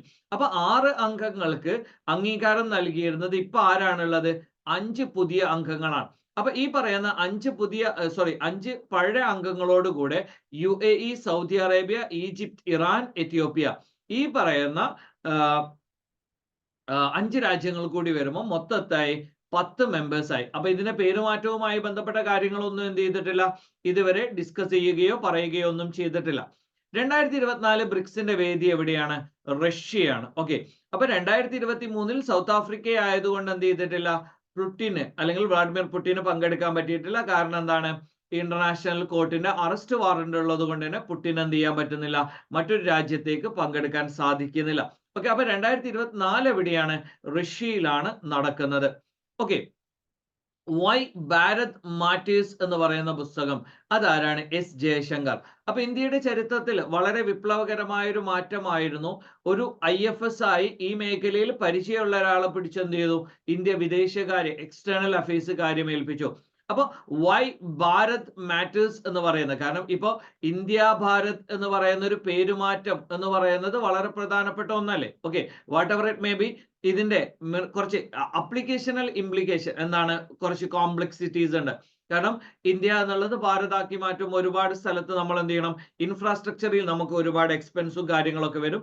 ആ പറയുന്ന കാര്യങ്ങളൊക്കെ നമ്മൾക്ക് ഒരു പരിധി വരെ ചിലപ്പോൾ ബുദ്ധിമുട്ടാകും. കാരണം ഫിനാൻഷ്യലി അത് വളരെ വലിയൊരു ബേർഡൻ ആകും. അപ്പൊ ആ രീതിയിലുള്ള കുറച്ച് കാര്യങ്ങൾ ഉണ്ടായിരുന്നു പേരുമാറ്റം.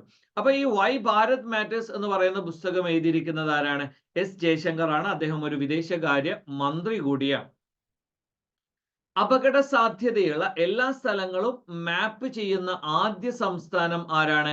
പഞ്ചാബാണ്. മാപ്പ് മൈ ഇന്ത്യ വികസിപ്പിച്ചെടുത്ത നാവിഗേഷൻ സംവിധാനമായ മാപ്പിസ് അപ്പൊ ഈ പറയുന്ന ആപ്പിൽ 784 അപകട ബ്ലാക്ക് സ്പോട്ടുകൾ സൂക്ഷ്മമായി മാപ്പ് ചെയ്യുന്ന ഇന്ത്യയിലെ ആദ്യത്തെ സംസ്ഥാനമായി.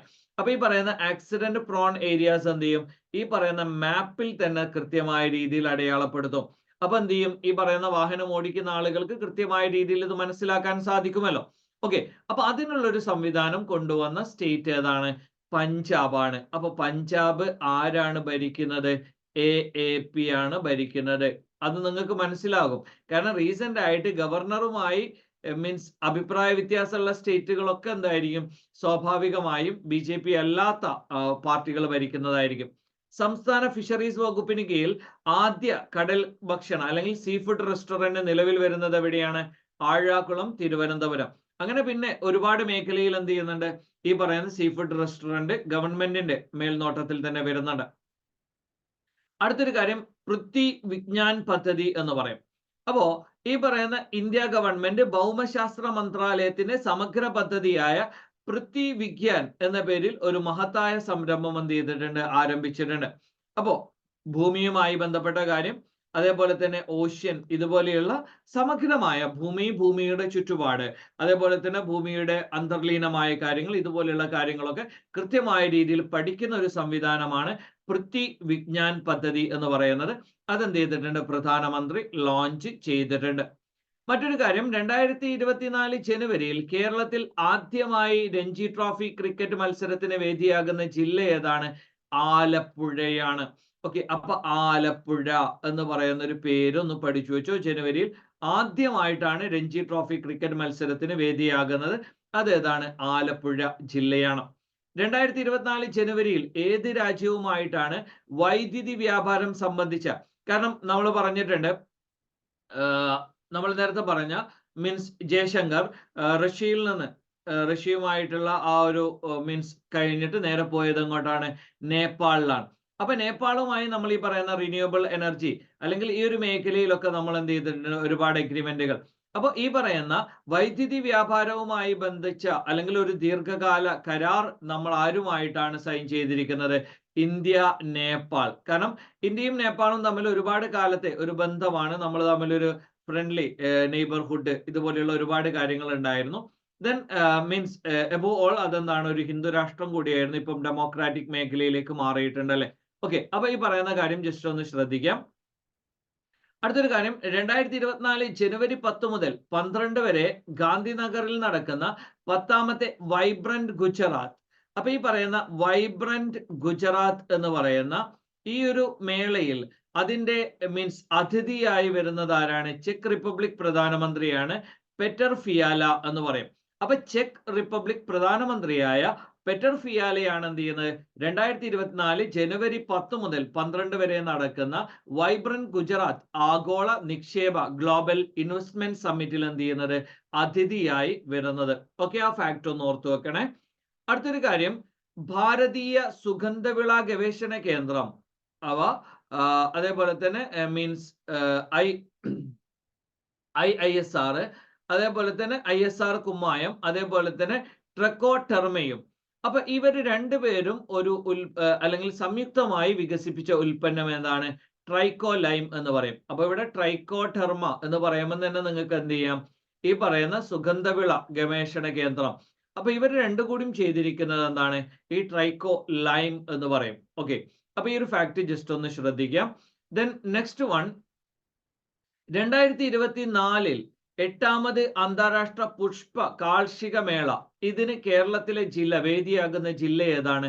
വയനാടാണ്. അപ്പൊ 2024 നടക്കുന്ന 8ാമത് അന്താരാഷ്ട്ര പുഷ്പ കാർഷിക മേള, അപ്പൊ അതിന് വേദിയാകുന്ന ജില്ല ഏതാണ്? വയനാടാണ്. ഓക്കെ, അപ്പോ നിങ്ങൾ ഈ വയനാട് മേഖലയിലൂടെ യാത്ര ചെയ്ത ആളുകളാണെങ്കിൽ നിങ്ങൾക്ക് ഈ പറയുന്ന സീസണിൽ അറിയാം, വയനാട് ഏകദേശം എന്ത് ചെയ്യും? ഇതിന്റെ ഒരു ബോർഡർ മേഖലയിലേക്ക് എത്തുന്ന സമയത്ത് എന്ത് ചെയ്യും? ഒരുപാട് മീൻസ് നീണ്ടു നിവർന്ന് കിടക്കുന്ന ഈ പുഷ്പ പാടങ്ങൾ നിങ്ങൾക്ക് കാണാൻ സാധിക്കും. അപ്പൊ ഈ വയനാടാണ് എന്ത് ചെയ്യുന്നത്? അന്താരാഷ്ട്ര പുഷ്പ കാർഷിക മേളയ്ക്ക് വേദിയാകുന്ന ജില്ല.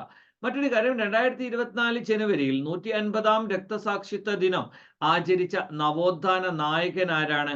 ആറാട്ടുപുഴ വേലായുധ പണിക്കർ. അപ്പൊ ഇതൊക്കെ നമ്മൾക്ക് ഹിന്റ് ആണ്.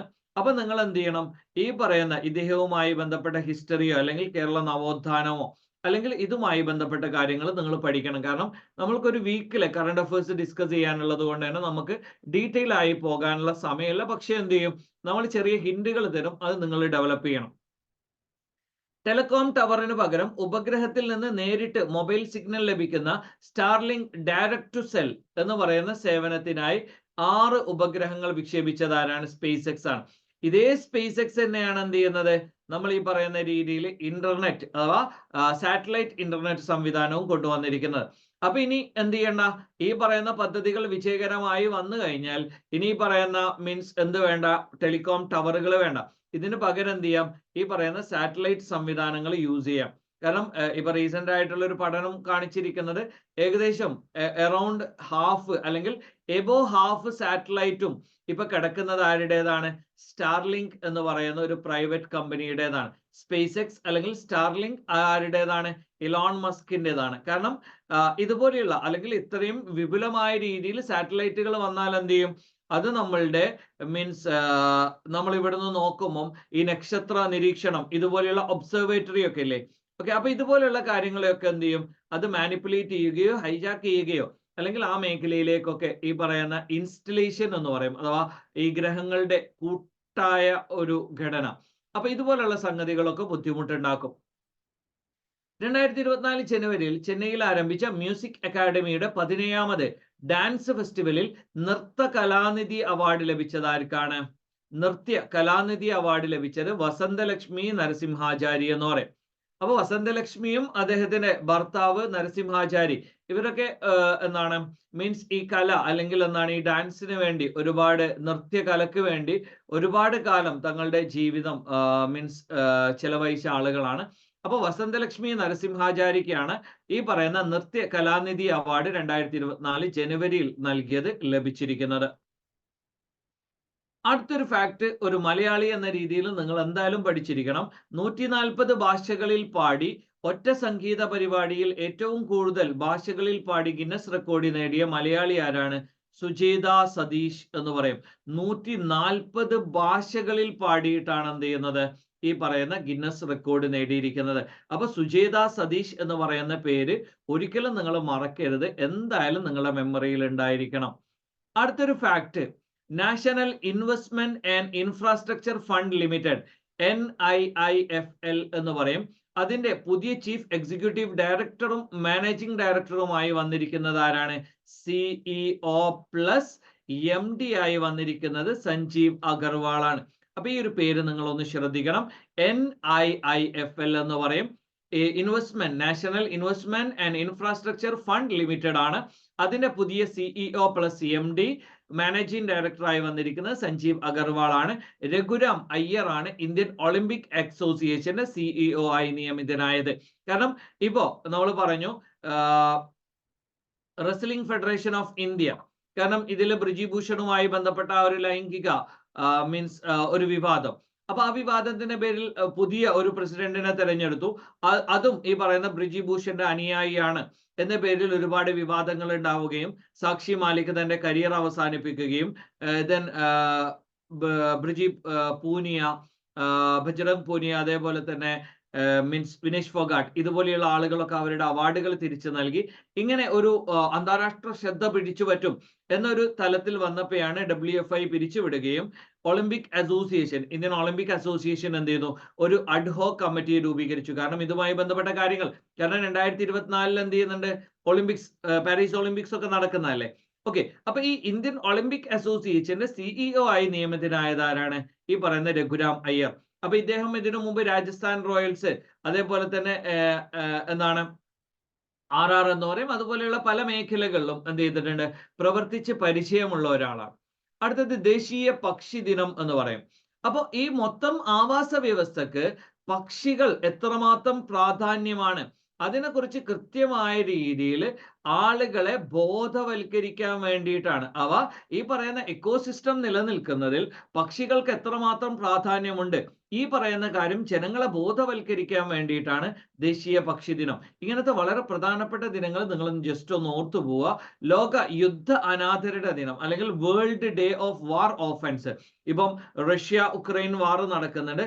ഈ റഷ്യ ഉക്രൈൻ വാറിനേക്കാൾ കൂടുതൽ മരണവും ഇമ്പാക്റ്റും ഉണ്ടാക്കിയ ഒരു യുദ്ധമാണ് എന്ത് ചെയ്യുന്നത്, ഇസ്രായേൽ ഹമാസ് എന്ന് പറയും. കാരണം ഇസ്രായേൽ വളരെ നിഷ്ഠൂരമായ രീതിയിലാണ് എന്ത് ചെയ്യുന്നത്, പലസ്തീനിയൻ സിവിലിയൻസിനെ, ഹമാസിനെ അറ്റാക്ക് ചെയ്യേണ്ട, ഹമാസിനെ നശിപ്പിക്കേണ്ട എന്നൊന്നും പറയുന്നില്ല. അതേസമയത്ത് ഇസ്രായേൽ വളരെ ഇൻഡിസ്ക്രിമിനേറ്റ് ആയിട്ടാണ് എന്ത് ചെയ്യുന്നത്, പലസ്തീനിയൻ പീപ്പിളിനോട്, അഥവാ ഹമാസ് എന്ന് പറഞ്ഞാൽ പലസ്തീനിയൻ പീപ്പിൾ ആണ് എന്ന് പറയുന്ന ഒരു നിലപാടിലേക്കാണ്. ഇപ്പൊ റീസെന്റ് ആയിട്ട് സൗത്ത് ആഫ്രിക്ക എന്ത് ചെയ്തിട്ടുണ്ട്, ഇന്റർനാഷണൽ കോർട്ട് ഓഫ് ജസ്റ്റിസിൽ എന്ത് ചെയ്തിട്ടുണ്ട്, ഈ ഇസ്രായേലിനെതിരെ ഒരു കേസ് മൂവ് ചെയ്തിട്ടുണ്ട്.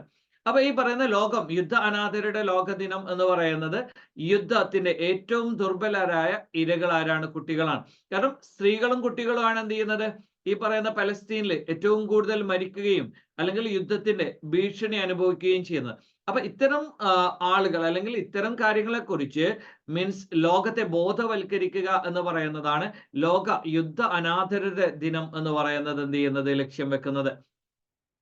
അടുത്തൊരു കാര്യം, 2024 ജനുവരി 1 ശക്തമായ ഭൂകമ്പം ഉണ്ടായ രാജ്യം ഏതാണ്, ജപ്പാൻ. നമ്മൾ പറഞ്ഞല്ലോ 185ഓളം ഭൂകമ്പങ്ങൾ ഉണ്ടായി. ഇന്ത്യയുടെ ഡിജിറ്റൽ കറൻസി ഏതാണ്, ഡിജിറ്റൽ റുപ്പി എന്ന് പറയും. അപ്പൊ ഇന്ത്യയുടെ ഡിജിറ്റൽ കറൻസി ഏതാണ്, ഡിജിറ്റൽ റുപ്പി. അപ്പൊ ഈ ഡിജിറ്റൽ റുപ്പിയിലേക്ക് മാറുന്നത് നമ്മൾ ഈ പറയുന്ന ട്രാൻസ് ബോർഡർ കോസ്റ്റുകളൊക്കെ ഒരു പരിധി വരെ കുറക്കും എന്നാണ് പറയുന്നത്. Okay, whatever it may be, digital റുപ്പിയാണ് ഇന്ത്യയുടെ ഡിജിറ്റൽ കറൻസി എന്ന് പറയുന്നത്. രാജ്യത്തെ ഏറ്റവും നീളം കൂടിയ കടൽപ്പാലം നിലവിൽ വരുന്നത് എവിടെയാണ്, നാവി മുംബൈയിലാണ് അല്ലെ. ഓക്കെ, അപ്പൊ ഈ പറയുന്ന ഒരു ഫാക്ട് ജസ്റ്റ് ഒന്ന് ഓർത്തു വെക്കുക.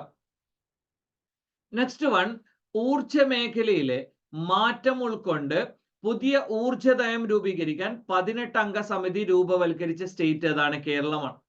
അപ്പൊ ഊർജ മേഖലയിൽ ഈ പറയുന്ന വളരെ വലിയൊരു മാറ്റം അനിവാര്യമാണ് അല്ലെ. അപ്പൊ ഊർജ നയം രൂപീകരിക്കാൻ വേണ്ടി 15 അംഗ കമ്മിറ്റി. അപ്പൊ ഇതുപോലെയുള്ള വിപ്ലവകരമായ മാറ്റങ്ങളൊക്കെ കൂടുതലും ചെയ്യുന്നത് കേരളമായിരിക്കും. ഓക്കെ, അപ്പൊ ഈ കേരളമാണോ എന്ന് നിങ്ങൾ കൃത്യമായ രീതിയിൽ ഒന്ന് ഐഡന്റിഫൈ ചെയ്യണം. 19ാം നൂറ്റാണ്ടിൽ ബ്രിട്ടീഷ് കമ്പനികൾ സ്ഥാപിച്ച സ്വർണ്ണഖനികളുടെ അവശിഷ്ടങ്ങൾ കണ്ടെത്തിയ സുഗന്ധഗിരി വനമേഖല എവിടെയാണ്, വയനാട്ടിലാണ്. സുഗന്ധഗിരി വനമേഖല അതെവിടെയാണ്, ഈ പറയുന്ന 19ാം നൂറ്റാണ്ടിൽ ബ്രിട്ടീഷ് കമ്പനികൾ ഒരുപാട് സ്വർണ്ണഖനികളുടെ അല്ലെങ്കിൽ സ്ഥാപിച്ച സ്വർണ്ണഖനികളുടെ അവശിഷ്ടങ്ങൾ സുഗന്ധഗിരി വനമേഖലയിൽ കണ്ടെത്തിയിട്ടുണ്ട്. അതെവിടെയാണ്, വയനാട് ജില്ലയിലാണ്. 2024 ജനുവരി 1 മുതൽ ഒറ്റത്തവണ ഉപയോഗിക്കുന്ന പ്ലാസ്റ്റിക് ബാഗുകൾക്കും ഉൽപ്പന്നങ്ങൾക്കും നിരോധനം ഏർപ്പെടുത്തിയ ഗൾഫ് നഗരം ഏതാണ്, ദുബായ്. രാജ്യമല്ല, ഗൾഫ് നഗരമാണെന്ത്, ഈ പറയുന്നത് ദുബായ്. ദുബായ് ആണ് എന്ത് ചെയ്യുന്നത്, COP28 എന്താക്കിയത്, ഹോസ്റ്റ് ചെയ്തത് അല്ലെ. ഓക്കെ, അപ്പൊ 2024 ജനുവരി 1 മുതൽ ഒറ്റത്തവണ ഉപയോഗിക്കുന്ന പ്ലാസ്റ്റിക് ബാഗുകൾ, ഉൽപ്പന്നങ്ങൾ ഈ പറയുന്നതിന് നിരോധനം ഏർപ്പെടുത്തിയ ഗൾഫ് സിറ്റി ഏതാണ്, അത് ദുബായ് ആണ്.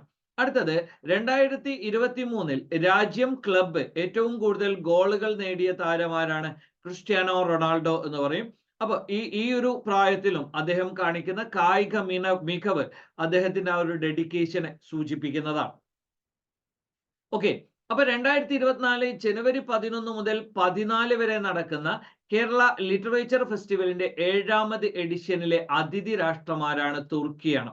അപ്പൊ 2024 ജനുവരി 11 മുതൽ 14 വരെ നടക്കുന്ന കേരള ലിറ്ററേച്ചർ ഫെസ്റ്റിവൽ ഇതിന്റെ 7ാമത് എഡിഷൻ ആണ്. കേരള ലിറ്ററേച്ചർ ഫെസ്റ്റിവലിന്റെ KLF-ന്റെ എത്രാമത്തെ എഡിഷൻ ആണ്, അത് 7ാമത് എഡിഷൻ ആണ്. അതിൽ അതിഥിയായി വരുന്ന രാഷ്ട്രമാരാണ്, തുർക്കിയാണ്. ഓക്കെ, 2024 ഹെങ്ക് ചുഴലിക്കാറ്റ് അത് ഏത് രാജ്യത്തായിരുന്നു, UK-യിലായിരുന്നു. ഓക്കെ, അപ്പൊ ഇതുപോലെയുള്ള പ്രധാനപ്പെട്ട ഏതെങ്കിലും കൊടുങ്കാറ്റുകള്, ചുഴലിക്കാറ്റുകൾ ഇതൊക്കെ പല രാജ്യത്ത് പല പേരിലാണ് അറിയപ്പെടുന്നത് അല്ലെ. അമേരിക്കൻ ഭൂഖണ്ഡത്തിലേക്ക് പോയി കഴിഞ്ഞാൽ അത് ഹരിക്കെയിൻ എന്ന പേരിലാണ് അറിയപ്പെടുക. ഓസ്ട്രേലിയ ആ മേഖലകളിലെ ടൈഫൂൺ എന്നറിയപ്പെടും. ഇങ്ങനെ തുടങ്ങി പല മേഖലയിൽ പല വില്ലി എന്നറിയപ്പെടും ഓസ്ട്രേലിയയിൽ. ഇങ്ങനെ പല മേഖലയിൽ പല പേരിലാണ്. അപ്പൊ ഈ പറയുന്ന ഇങ്ങനെ പ്രധാനപ്പെട്ട എന്തെങ്കിലും ഇൻസിഡന്റുകൾ ഉണ്ടായിട്ടുണ്ടെങ്കിൽ അത് നമ്മളൊന്ന് പഠിച്ചു വെക്കണം. ഭൂമിശാസ്ത്രപരമായ GI ടാഗ്. ഓക്കെ, അപ്പൊ റീസെന്റ് ആയിട്ട് ഒരുപാട് മീൻസ് ഉൽപ്പന്നങ്ങൾക്ക് GI ടാഗ് ലഭിച്ചിട്ടുണ്ട്. അപ്പൊ ഈ പറയുന്ന കടിയൻ സാരീസ് ഏത് സംസ്ഥാനത്തിൻ്റെതാണ്? പശ്ചിമ ബംഗാൾ. ഏറ്റവും കൂടുതൽ GI ടാഗ് ഉള്ളത് ആരാണ്? തമിഴ്നാടു ആണ്. പിന്നീട് ആരാണ്? രണ്ടാം സ്ഥാനത്ത് UP ആണ്. മൂന്നാം സ്ഥാനത്ത് കർണാടകയാണ്. ഓക്കെ, നാലാം സ്ഥാനത്ത് കേരളയൊക്കെയാണ്. ഓക്കെ, അപ്പോ ഈ പറയുന്ന ഏറ്റവും ഭൂമിശാസ്ത്രപരമായ സൂചിക ടാബ് ലഭിച്ച കടിയൻ സാരീസ് എന്താണ്? അപ്പൊ നിങ്ങൾ പ്രധാനമായും ശ്രദ്ധിക്കേണ്ടത് കേരളയിൽ നിന്ന് പുതിയ എന്തെങ്കിലും അഡീഷൻസ് ഉണ്ടോ എന്നത് നിങ്ങളൊന്ന് ശ്രദ്ധിക്കണം. ഏറ്റവും കൂടുതൽ മാനുഫാക്ചറിങ് മേഖലയിലാണ് GI ടാഗ് ഉള്ളത്, പിന്നെ അഗ്രികൾച്ചർ മേഖലയിലാണ്. ഇപ്പോ മീൻസ് നമ്മൾ ഈ പറയുന്ന തമിഴ്നാട്, UP ഇതുപോലുള്ള സ്ഥലത്തൊക്കെ മാനുഫാക്ചറിങ് മേഖലയിലാണ്. അതേസമയത്ത് കർണാടക, കേരളയിലൊക്കെ അഗ്രികൾച്ചർ മേഖലയിൽ നിന്നാണ് ഏറ്റവും കൂടുതൽ GI ടാഗ് വന്നിരിക്കുന്നത്. ഓക്കെ, അപ്പൊ ഈ ഒരു ഫാക്ട് ജസ്റ്റ് ഒന്ന് ശ്രദ്ധിക്കുക. ആദിത്യ L1 എത്ര ദിവസം കൊണ്ടാണ് ലക്ഷ്യസ്ഥാനത്ത് എത്തിയിരിക്കുന്നത്? 127. അപ്പൊ ഈ L1 എന്ന് പറയുന്നത് ലാഗ്രാഞ്ച് പോയിന്റ് 1 എന്നാണ്. അപ്പൊ ഈ ലാഗ്രാഞ്ച് പോയിന്റ് 1 എന്ന് പറഞ്ഞാൽ എന്താണ്? സൂര്യനുണ്ട്, അതേപോലെ തന്നെ ഈ പറയുന്ന ഭൂമി. ഈ പറയുന്ന സൂര്യനും ഭൂമിക്കും ഇടയിൽ രണ്ടിനെയും അട്രാക്ഷൻ ഉണ്ടാവുമല്ലോ, ഈ ഗ്രാവിറ്റേഷണൽ അട്രാക്ഷൻ എന്ന് പറയുന്നത്, അല്ലെ? അപ്പൊ ഇത് സീറോ ആകുന്ന അല്ലെങ്കിൽ ടാലി ആകുന്ന അല്ലെങ്കിൽ ഇക്വിലിബ്രത്തിൽ എത്തിയിരുന്ന ഒരു പോയിന്റ് ആണ് ലാഗ്രാഞ്ച് പോയിന്റ്. അപ്പൊ ലാഗ്രാഞ്ച് പോയിന്റ് എന്ന് പറയുന്നത് ഒരുപാട് ലാഗ്രാഞ്ച് പോയിന്റ് ഉണ്ട്. കാരണം ഇവിടെ സൂര്യനും ഇവിടെ ഭൂമിയും ആണെങ്കിൽ ഇവിടെ ഒരു ലാഗ്രാഞ്ച് പോയിന്റ് ഉണ്ടാവും, ഇവിടെ ഒരു പോയിന്റ് ഉണ്ടാവും. അതേപോലെ തന്നെ എന്ത് ചെയ്യും? ഇവിടെ ഒരു പോയിന്റ്, ഇവിടെ ഒരു പോയിന്റ്, ഇവിടെ ഒരു പോയിന്റ് ഉണ്ടാവും. അതേസമയത്ത് ഈ പറയുന്ന പോയിന്റുകളുടെ 3 പോയിന്റുകളുടെ പ്രശ്നം എന്ന് പറഞ്ഞാൽ ഇതിലൂടെ എർത്ത് പാസ് ചെയ്യുന്ന സമയത്ത് അത് കൊളീഷൻ ഉണ്ടാവാനുള്ള പോസിബിലിറ്റി ഉണ്ട്. അപ്പൊ ഈ 3 പോയിന്റും അത്ര സേഫ് അല്ല. അതേസമയത്ത് ഇവിടെ വന്നാലോ, ഇവിടെ നമ്മൾ ഈ പറയുന്ന എക്ലിപ്സ്, ഗ്രഹണങ്ങളൊക്കെ ഉണ്ടാവും. അപ്പൊ അതും നമുക്ക് എന്ത് ചെയ്യില്ല, കൃത്യമായ രീതിയിൽ ഇത് ഐഡന്റിഫൈ ചെയ്യാനുള്ള ഒരു പ്ലേസ് അല്ല. അപ്പൊ ഏറ്റവും സേഫ് ആയിട്ടുള്ള പ്ലേസ് ഏതാണ്? ഈ പറയുന്ന ലാഗ്രാഞ്ച് പോയിന്റ് 1 ആണ്. ഇത് ഭൂമിയിൽ നിന്ന് ഏകദേശം 1.5 മില്യൺ കിലോമീറ്റർ ദൂരെയാണ്.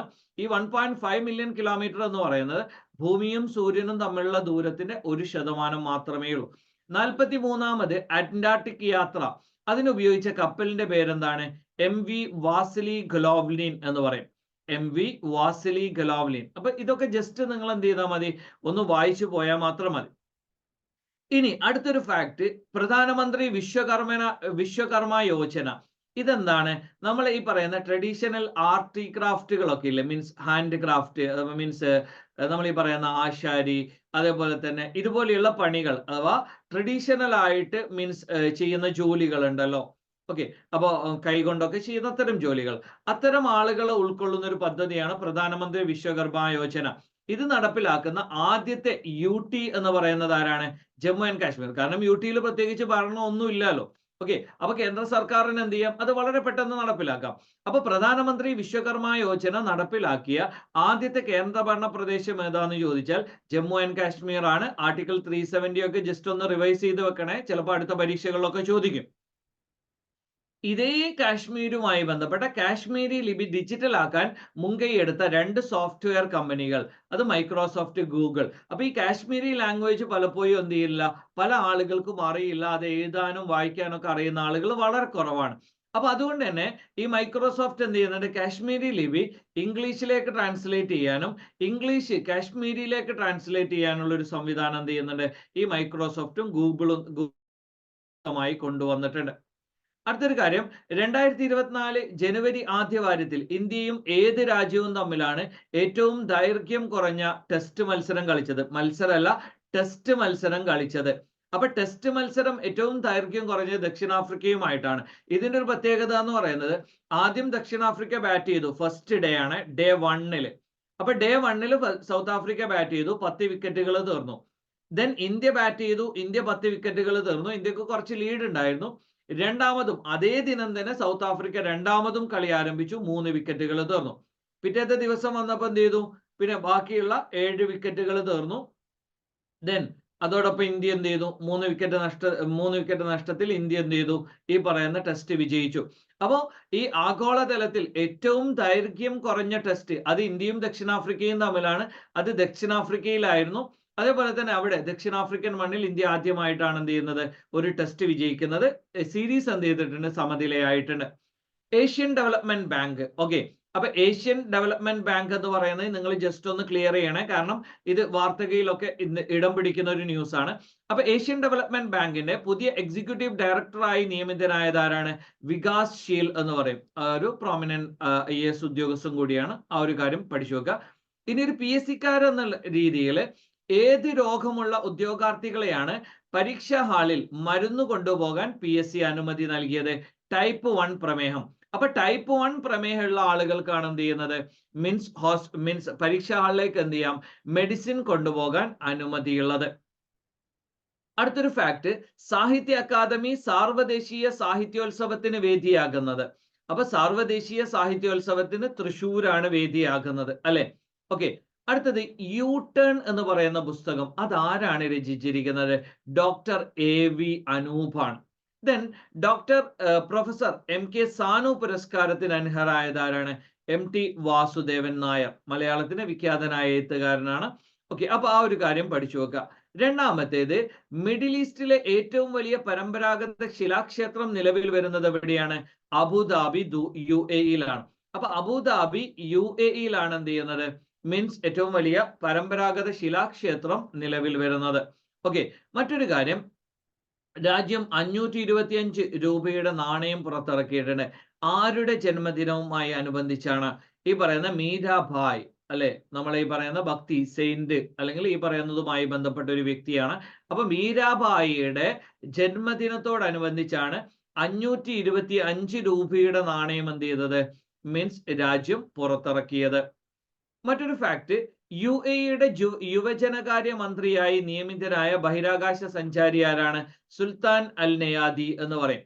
കാരണം ഇപ്പൊ ഇദ്ദേഹം ബഹിരാകാശ സഞ്ചാരമൊക്കെ നടത്തി തിരിച്ചു വന്നതാണല്ലോ. അപ്പൊ അദ്ദേഹത്തെ യുവജനകാര്യ മന്ത്രിയായിട്ട് എന്ത് ചെയ്തിട്ടുണ്ട്? നിയമിച്ചിട്ടുണ്ട്. അപ്പൊ ഈ ഒരു ഫാക്ട് സുൽത്താൻ അൽ നയാദി എന്ന് പറയുന്ന പേരൊന്ന് ശ്രദ്ധിക്കാം. 2024 ജനുവരിയിൽ അന്തരിച്ച ബ്രസീലിന്റെ 4 ലോകകപ്പ് നേട്ടങ്ങളിൽ പങ്കാളിയായ താരം ആരാണ്? മാരിയോ സെഗാലോ എന്ന് പറയും. അപ്പൊ ഇദ്ദേഹം ബ്രസീലിന്റെ 4 ലോകകപ്പ് നേട്ടങ്ങളിൽ പങ്കാളിയായ താരമാണ്. ആ ഒരു പേര് കൃത്യമായി ഒന്ന് പഠിച്ചു വെക്കണം. അടുത്തിടെ സെൻട്രൽ സ്കൂൾ സ്പോർട്സ് മീറ്റിൽ ചാമ്പ്യന്മാരായതാണ്? തൃശ്ശൂരാണ്. ജസ്റ്റ് ഒന്ന് വായിച്ചു പോയാൽ മാത്രം മതി. അടുത്ത ഫാക്ട് പഠിച്ചു വെച്ചോ. 2024 പുരുഷ 2020 ലോകകപ്പിൽ മത്സരിക്കുന്ന ആകെ ടീമുകളുടെ എണ്ണം 20. ഇപ്പൊ 2023 ഇന്ത്യയിൽ ഒരു ലോകകപ്പ് നടന്നല്ലോ. അന്ന് 10 ടീമുകൾ മാത്രമല്ലേ പങ്കെടുത്തത്. അപ്പൊ ഇവിടെ 2020 ലോകകപ്പിൽ എന്തുണ്ട്? 20 ടീമുകൾ പങ്കെടുക്കുന്നുണ്ട്. ഓക്കെ, അടുത്തൊരു കാര്യം, 2024 ജനുവരിയിൽ വാഹനാപകടത്തിൽ കൊല്ലപ്പെട്ട ജർമ്മൻ നടനാരാണ്? ക്രിസ്ത്യൻ ഒലിവർ എന്ന് പറയും. ഇപ്പൊ ക്രിസ്ത്യാനോ റൊണാൾഡോ എന്ന് നിങ്ങൾ ഇപ്പൊ പഠിച്ചു വെച്ചിട്ടില്ലേ? അപ്പൊ ക്രിസ്ത്യൻ ഒലിവർ എന്ന് പറയുന്ന ആളാണ് എന്ത് ചെയ്യുന്നത്? മീൻസ് ഒരു ജർമ്മൻ നടനാണ്. വാഹനാപകടത്തിലാണ് മരിച്ചത്. അടുത്തിടെ അന്തരിച്ച പ്രശസ്ത കർണാട്ടിക് സംഗീതജ്ഞൻ ആരാണ്? OS ത്യാഗരാജൻ എന്ന് പറയും. അപ്പൊ ഇദ്ദേഹം റീസെന്റ് ആയിട്ട് മരിച്ചതാണ്. ആ ഒരു പേര് ജസ്റ്റ് ഒന്ന് ഓർത്തു വെക്കുക. കേരളത്തിലെ ആദ്യ പ്രൊഫഷണൽ ബോക്സിംഗ് വേദിയായത് എവിടെയാണ്? ഹരിപ്പാട് എന്ന് പറയും, അഥവാ ചെപ്പാട്ട്. അവിടെയാണ് ആദ്യ പ്രൊഫഷണൽ ബോക്സിങ്ങിന് വേദിയായത് കേരളത്തിലെ. ഓക്കെ, ദെൻ അടുത്തൊരു ഫാക്ട്, പുതുവത്സരം ആദ്യം ഇപ്പൊ 2024 എന്നല്ല, ജനുവരി 1. അപ്പൊ ഈ ജനുവരി 1 ആദ്യം സൂര്യോദയം കരിബാത്തി എന്ന് പറയും. പസഫിക്കിലെ ചെറുദ്വീപ് രാജ്യമാണ്. കാരണം നിങ്ങൾക്ക് അറിയാലോ, കാരണം കിഴക്കുന്നാണ് എന്ത് ചെയ്യുന്നത്? സൂര്യൻ ഉദിക്കുന്നത്, അല്ലെ? ഓക്കെ, അപ്പൊ ഇത് ഏത് മേഖലയിലാണ് ആദ്യം വരുന്നത് എന്ന് ചോദിച്ചാൽ ഇത് കിരിബാത്തിയാണ്. പസഫിക്കിലെ ഒരു ദ്വീപ് രാജ്യമാണ് കിരിബാത്തി എന്ന് പറയുന്നത്. ആ ഒരു ഫാക്ട് ജസ്റ്റ് ഒന്ന് പഠിച്ചേക്ക. ഒരു ഇൻട്രസ്റ്റിംഗ് ഫാക്ട് ആണ്. പരീക്ഷയ്ക്ക് ചോദിച്ചാലും ചോദിച്ചിട്ടില്ലെങ്കിലോ നിങ്ങൾക്ക് എന്ത് ചെയ്യാം? കാരണം എല്ലായിടത്തും മീൻസ് ജനുവരി 1 ഈ പറയുന്ന എന്ത് ന്യൂ ഇയർ. അപ്പൊ പുതുവത്സരം ആദ്യം എത്തുന്ന രാജ്യം, കാരണം ഇപ്പൊ നമുക്ക് അറിയാലോ, ഇപ്പൊ നിങ്ങൾക്കറിയാം, ഇപ്പൊ ഇന്ത്യയിലെ സമയമല്ല ഈ പറയുന്ന UAE-യിൽ വരുന്നത്, അതേപോലെ തന്നെ റഷ്യയിൽ വരുന്നത് ഈ സമയമല്ല. ഈ സമയം വ്യത്യാസമുണ്ട്. ലണ്ടനിൽ വരുന്ന സമയം വ്യത്യാസമുണ്ട്, അല്ലെ? ഓക്കെ, അപ്പൊ ഇത് ആദ്യം പുതുവത്സരം വരുന്നത് എവിടെയാണ്? കിരിബാത്തി. ഒരു ഇൻട്രസ്റ്റിംഗ് ഫാക്ട് ആയി നിങ്ങൾക്ക് പഠിച്ചു വെക്കാം. ലോകത്തിലെ ഏറ്റവും ശക്തവും അറിയപ്പെടുന്നതുമായ മൺസൂൺ ഏതാണ്? പ്രധാനമായും മൺസൂൺ പല രീതിയിൽ അനുഭവിക്കുന്നുണ്ടെങ്കിലും നമ്മളെ ഈ തെക്ക് പടിഞ്ഞാറൻ മൺസൂൺ ആണ്. എന്താണ് മീൻസ് സൗത്ത് വെസ്റ്റ് മൺസൂൺ ആണ് എന്ത് ചെയ്യുന്നത്? വളരെ പ്രധാനപ്പെട്ടത്. കാരണം ഇന്ത്യയിൽ മീൻസ് ഇന്ത്യൻ ഉപഭൂഖണ്ഡ മേഖലയിലാണല്ലോ ഇത് പ്രധാനമായും ചെയ്യുന്നത്. ദെൻ മോസ്കോയുടെ സാഹിത്യ നഗരം ഉയർത്തിക്കാട്ടുന്നതിനായി കേരളത്തിലെ ഏത് നഗരമാണ് മോസ്കോ അല്ലല്ലോ, യുനെസ്കോ അല്ലേ? ഓക്കെ, അപ്പൊ യുനെസ്കോയുടെ സാഹിത്യ നഗരം എന്ന് പറയുന്നത് എന്ത് ചെയ്തിട്ടുണ്ട്? പദവി ലഭിച്ചിട്ടുണ്ടല്ലോ. അപ്പൊ ഈ പറയുന്ന ഉയർത്തിക്കാട്ടുന്നതിന് വേണ്ടി ചലച്ചിത്രോത്സവം സംഘടിപ്പിക്കുന്നത് ഏത് നഗരമാണ്? അത് കോഴിക്കോടാണ്. ദെൻ നമ്മൾ നേരത്തെ എക്സ്പോസാറ്റ് പറഞ്ഞില്ലേ? അപ്പൊ ഈ പറയുന്ന എക്സ്പോസാറ്റ് അതിനുപയോഗിച്ച വാഹനം ഏതാണ്? PSLV C58 ആണ്. നമ്മൾ അവിടെ പറഞ്ഞിരുന്നു അല്ലെ? അപ്പൊ ജനുവരി 1-നാണ് നമ്മൾ എന്ത് ചെയ്യുന്നത്? എക്സ്റേ പൊളാരിമീറ്റർ ഉപഗ്രഹം അല്ലെങ്കിൽ എക്സ്പോസാറ്റ് ലോഞ്ച് ചെയ്തിരിക്കുന്നത്. അതിന് നമ്മൾ യൂസ് ചെയ്തിരിക്കുന്ന വാഹനം PSLV C58 ആണ്. മുമ്പ് ബ്രിക്സ് ഡെവലപ്മെന്റ് ബാങ്ക് എന്നറിയപ്പെടുന്ന ന്യൂ ഡെവലപ്മെന്റ് ബാങ്കിന്റെ ആസ്ഥാനം ഏതാണ്? ന്യൂ ഡെവലപ്മെന്റ് ബാങ്ക്, ഇതിന്റെ ആസ്ഥാനം ഷാങ്ഹായി ആണ്. ഓക്കെ, അപ്പൊ നിങ്ങൾ ഈ ന്യൂ ഡെവലപ്മെന്റ് ബാങ്ക് അത് എപ്പോ വന്നു, അത് എന്തുമായി ബന്ധപ്പെട്ടതാണ് എന്ന കാര്യങ്ങളൊക്കെ ഒന്ന് പഠിച്ചു നോക്കുക. 2024 ജനുവരി 1-ന് പെൺകുട്ടികൾക്കായുള്ള ആദ്യത്തെ സൈനിക സ്കൂൾ അതെവിടെയാണ്? മധുരയിലെ വൃന്ദാവനം, UP-യിലാണ് അല്ലെ? ഓക്കെ, അപ്പൊ ഈ പറയുന്ന സൈനിക സ്കൂൾ എന്ന് പറയുന്ന സംവിധാനം എന്തിനു വേണ്ടിയിട്ടാണ്? കാരണം കുട്ടികൾക്ക് കുറച്ചുകൂടി ക്വാളിറ്റി എഡ്യൂക്കേഷൻ പ്രൊവൈഡ് ചെയ്യുന്നതിന്റെ ഭാഗമായിട്ടാണ് ഈ ഒരു സംവിധാനം കൊണ്ടുവരുന്നത്. ദെൻ എല്ലാ പാക്കേജ് ചെയ്ത ചരക്കുകളിലും നിർമ്മാണ തീയതി, യൂണിറ്റ് വിൽപ്പന വില എന്നിവ അച്ചടിക്കുന്നത് നിർബന്ധമാക്കിയത് എന്ന് മുതലാണ്? 2024 ജനുവരി 1 മുതലാണ് ഇത് നിർബന്ധമാക്കിയിരിക്കുന്നത്. അടുത്തൊരു ഫാക്ട് നമ്മൾ പറഞ്ഞു, തമോ ദ്വാരങ്ങൾ അതേപോലെ തന്നെ ന്യൂട്രോൺ ഇതിനെ കുറിച്ചൊക്കെ പഠിക്കാൻ വിട്ടതാണ്. നമ്മളിപ്പോ പറഞ്ഞില്ലേ PSLV C58 വിട്ടിരിക്കുന്ന അതാണ് തമോദ്വാരങ്ങൾ, ന്യൂട്രോൺ നക്ഷത്രങ്ങൾ, അതേപോലെ തന്നെ എക്സ്റേ പോളാരിമീറ്റർ എന്നൊക്കെ പറഞ്ഞില്ലേ? അപ്പൊ ഇതാണ് എക്സ്പോസാറ്റ് എന്ന് പറയുന്നത്. ജസ്റ്റ് ഒന്ന് പഠിച്ചു വെക്കുക. ഇനി ഒരേ സമയം ഏറ്റവും കൂടുതൽ ആളുകൾ സൂര്യ നമസ്കാരം നടത്തി ഗിന്നസ് വേൾഡ് റെക്കോർഡ് സ്ഥാപിച്ച സ്റ്റേറ്റ് ഏതാണ്? ഗുജറാത്ത്. 108 വേദികളിൽ ഏറ്റവും കൂടുതൽ ആളുകൾ സൂര്യ നമസ്കാരം നടത്തി ഗിന്നസ് വേൾഡ് റെക്കോർഡ് സ്ഥാപിച്ച സ്റ്റേറ്റ് ഏതാണ്? ഗുജറാത്ത് ആണ്. ഓക്കെ, ഒരു വർഷത്തിനിടെ 100 അന്താരാഷ്ട്ര സിക്സറുകൾ എന്ന് പറയുന്ന ചരിത്രം കുറിച്ച ആദ്യ ക്രിക്കറ്റ് താരമാരാണ്? മുഹമ്മദ് വസീം എന്ന് പറയും. ഓക്കെ, അപ്പൊ ഈ പറയുന്ന ഒരു കാര്യം ജസ്റ്റ് ഒന്ന് പഠിച്ചു വെക്കാം. 2023-ലെ 19 വയസ്സിന് താഴെയുള്ള പെൺകുട്ടികളുടെ സ്കോട്ടിഷ് ജൂനിയർ ഓപ്പൺ കിരീടം നേടിയതാരാണ്? അനാഹത് സിംഗ് എന്ന് പറയും. ആരാണ്? അനാഹത് സിംഗ് എന്ന് പറയും. ആ ഒരു പേര് ജസ്റ്റ് ഒന്ന് ഓർത്തു വെക്കുക. അടുത്തൊരു ഫാക്ട് നിങ്ങൾ നിർബന്ധമായും അറിഞ്ഞിരിക്കേണ്ടതാണ്. സംസ്ഥാനത്തിന് പുറത്തുള്ള ആളുകൾ കൃഷി ഹോർട്ടിക്കൾച്ചർ ഭൂമി ഇത് വാങ്ങുന്നത് നിരോധിച്ച സംസ്ഥാനം ഏതാണ്? ഉത്തരാഖണ്ഡ്. ഇപ്പൊ നേരത്തെ ജമ്മു ആൻഡ് കാശ്മീരിൽ ഈ പറയുന്ന ഒരു പ്രശ്നം ഉണ്ടായിരുന്നു. അവിടെയുള്ള പെർമനന്റ് റെസിഡൻസിന് മാത്രമേ എന്ത് ചെയ്യാൻ പറ്റുള്ളൂ? അവിടെ ഏത് ഭൂമിയും വാങ്ങാൻ പറ്റുള്ളൂ. പക്ഷെ ഇനിയിപ്പോ ആ പ്രശ്നമല്ല. ആർട്ടിക്കിൾ 370-യും 35A-യും ഇതൊക്കെ എന്ത് ചെയ്തിട്ടുണ്ട്? അബ്രോഗേറ്റ് ചെയ്തല്ലോ. അതേസമയത്ത് കൃഷിഭൂമി, ഹോർട്ടിക്കൾച്ചർ ഭൂമി ഇത് പുറത്തുള്ള ആളുകൾക്ക്, സംസ്ഥാനത്തിന് പുറത്തുള്ളവർക്ക് എന്ത് ചെയ്യാൻ പറ്റില്ല? ഇത് വാങ്ങാൻ പറ്റില്ല. ഇനി വൈദ്യുതി മന്ത്രാലയത്തിന്റെ വർഷാവസാന അവലോകനം അനുസരിച്ച് 2023-ൽ ഗ്രാമപ്രദേശങ്ങളിൽ വൈദ്യുതിയുടെ ശരാശരി ലഭ്യത 20 മണിക്കൂർ. ഓക്കെ, അപ്പൊ 24 മണിക്കൂർ ഉള്ളതിൽ 20.6 മണിക്കൂർ എന്ത് ചെയ്തിട്ടുണ്ട്? വൈദ്യുതി ഉണ്ടായിട്ടുണ്ട്. അപ്പൊ ഒരു 3.4 മണിക്കൂറാണ് വൈദ്യുതി ലഭ്യത. അത് ഗ്രാമപ്രദേശങ്ങളിലൊക്കെയാണ് ഇത് ശരാശരി ലഭ്യത എന്ന് പറയുന്നത്. ഇനി 2023 ഡിസംബർ 31-ന് 5 കിലോമീറ്റർ വനിതാ ലോക റെക്കോർഡ് നമ്മളുടെ എന്താ പറയാ മാരത്തോൺ. അപ്പൊ ഈ മാരത്തോണിൽ ലോക റെക്കോർഡ് തകർത്തുകൊണ്ട് മീൻസ് ജേതാവായ ആള് ആരാണ്? ബിയാട്രിസ് ചെമ്പറ്റ് എന്ന് പറയും. അത് കെനിയയുടെ താരമാണ്. അപ്പൊ ഏത് രാജ്യക്കാരിയാണ്? അത് കെനിയക്കാരിയാണ്. അപ്പൊ ബിയാട്രിസ് ചെമ്പറ്റ് എന്ന് പറയുന്ന പേര് ജസ്റ്റ് ഒന്ന് പഠിച്ചു വെക്കുക. അടുത്തൊരു കാര്യം, അപ്പോഫിസ് എന്ന ചിഹ്നഗ്രഹത്തെ കുറിച്ച് പഠിക്കാനുള്ള നാസയുടെ ദൗത്യം എന്താണ്? ഒസിരിസ് അപെക്സ് എന്ന് പറയും. ഏതാണ്? ഒസിരിസ് അപെക്സ് എന്ന് പറയുന്നതാണ് അപ്പോഫിസ് എന്ന് പറയുന്ന ഒരു ചിഹ്നഗ്രഹത്തെ കുറിച്ച് പഠിക്കാനുള്ള നാസയുടെ ദൗത്യം. 2023-ൽ 170 പേർക്ക് വധശിക്ഷ അല്ലെങ്കിൽ 170 പേർ വധശിക്ഷക്ക് വിധേയമാക്കപ്പെട്ട രാജ്യം ഏതാണ്? സൗദി അറേബ്യയാണ്. ഓക്കെ, കാരണം ക്യാപിറ്റൽ പണിഷ്മെന്റ് അവിടെ കൂടുതൽ ഉണ്ടല്ലോ അല്ലെ? ഓക്കെ, അപ്പൊ 170 പേര് വധശിക്ഷക്ക് വിധേയമാക്കപ്പെട്ട രാജ്യം ഏതാണ്? സൗദി അറേബ്യയാണ്. അപ്പോഫിസ് എന്ന് പറയുന്നത് ഒസിരിസ് അപെക്സ് എന്ന് പറയും. ഇത് കേമോ എന്ന് പറയുന്ന ചിഹ്നഗ്രഹത്തിൽ നിന്ന് വിവരങ്ങൾ ശേഖരിച്ചു വന്ന ഒരു സംവിധാനമാണ്. അത് പുതിയ ദൗത്യത്തിന് വിട്ടതാണ്. ഇനി അടുത്തത്, ഏത് ഉപഗ്രഹമാണ് വിക്ഷേപിക്കാൻ വേണ്ടി ISRO ആദ്യമായി ഫാൽക്കൺ 9 റോക്കറ്റ് ഉപയോഗിക്കുന്നത്? GSAT-20 എന്ന് പറയും. അപ്പൊ ഈ പറയുന്ന ജിസാറ്റ് 20ക്ക് വേണ്ടിയിട്ടാണ് നമ്മൾ ആദ്യമായിട്ട് എന്ത് ചെയ്യുന്നത്, ഫാൽക്കൺ 9 റോക്കറ്റ് എന്ത് ചെയ്യുന്നത്, യൂസ് ചെയ്യുന്നത്. ഇനി ഇന്ത്യയിലെ ഏത് മേഖലയിൽ നിന്നാണ് NCC റിപ്പബ്ലിക് ദിന ക്യാമ്പിൽ ആദ്യമായി സമ്പൂർണമായും പെൺകുട്ടികൾ അടങ്ങിയ ബാൻഡ് വരുന്നത്? അത് നോർത്ത് ഈസ്റ്റിൽ നിന്നാണ്. അപ്പൊ NCC റിപ്പബ്ലിക് ദിന ക്യാമ്പിൽ ആദ്യമായി പരിപൂർണ പെൺകുട്ടികൾ അടങ്ങുന്ന ബാൻഡ് വരുന്നത് എവിടെ നിന്നാണ്? അത് നോർത്ത് ഈസ്റ്റിൽ നിന്നാണ്. ആ ഫാക്ട് മറക്കരുത്. അതേപോലെ ഭൂമി സൂര്യനോട് ഏറ്റവും അടുത്ത് വരുന്നത് 2024 ജനുവരി 3-നാണ്.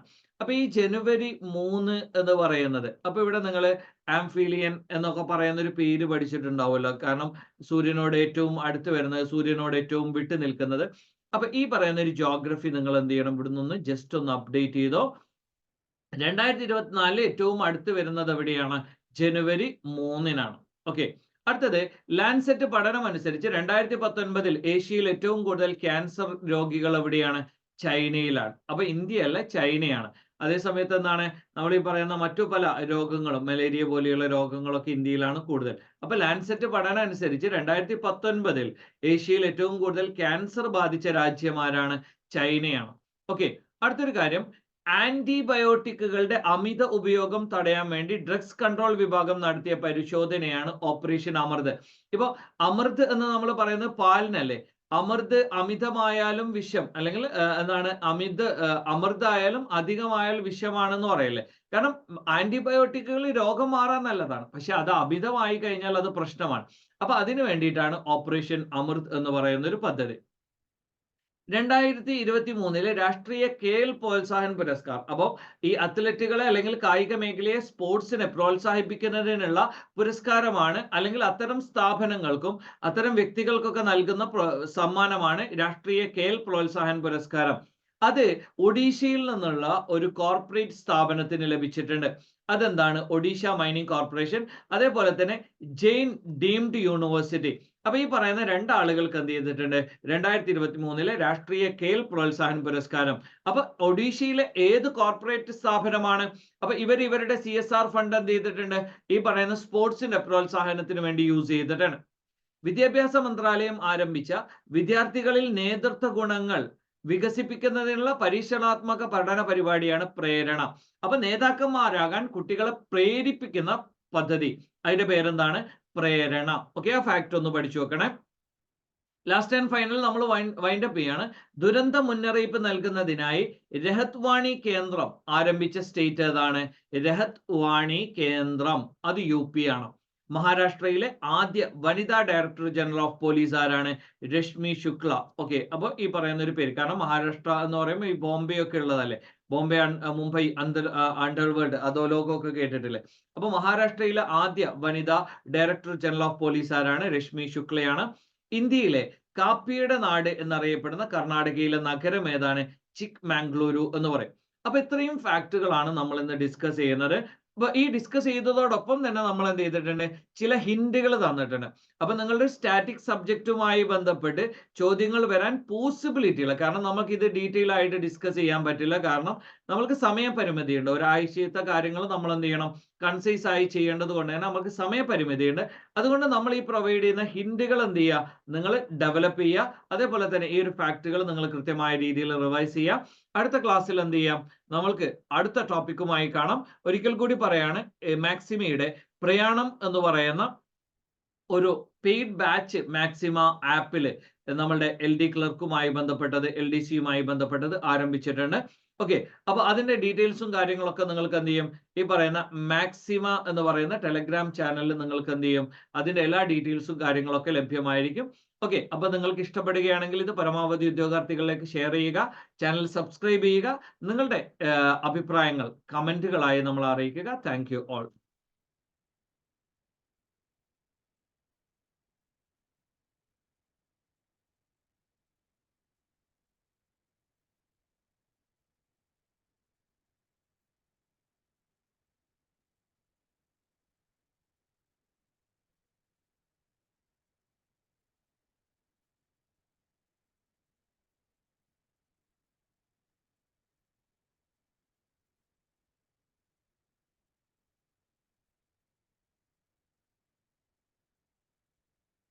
Alt C L stop.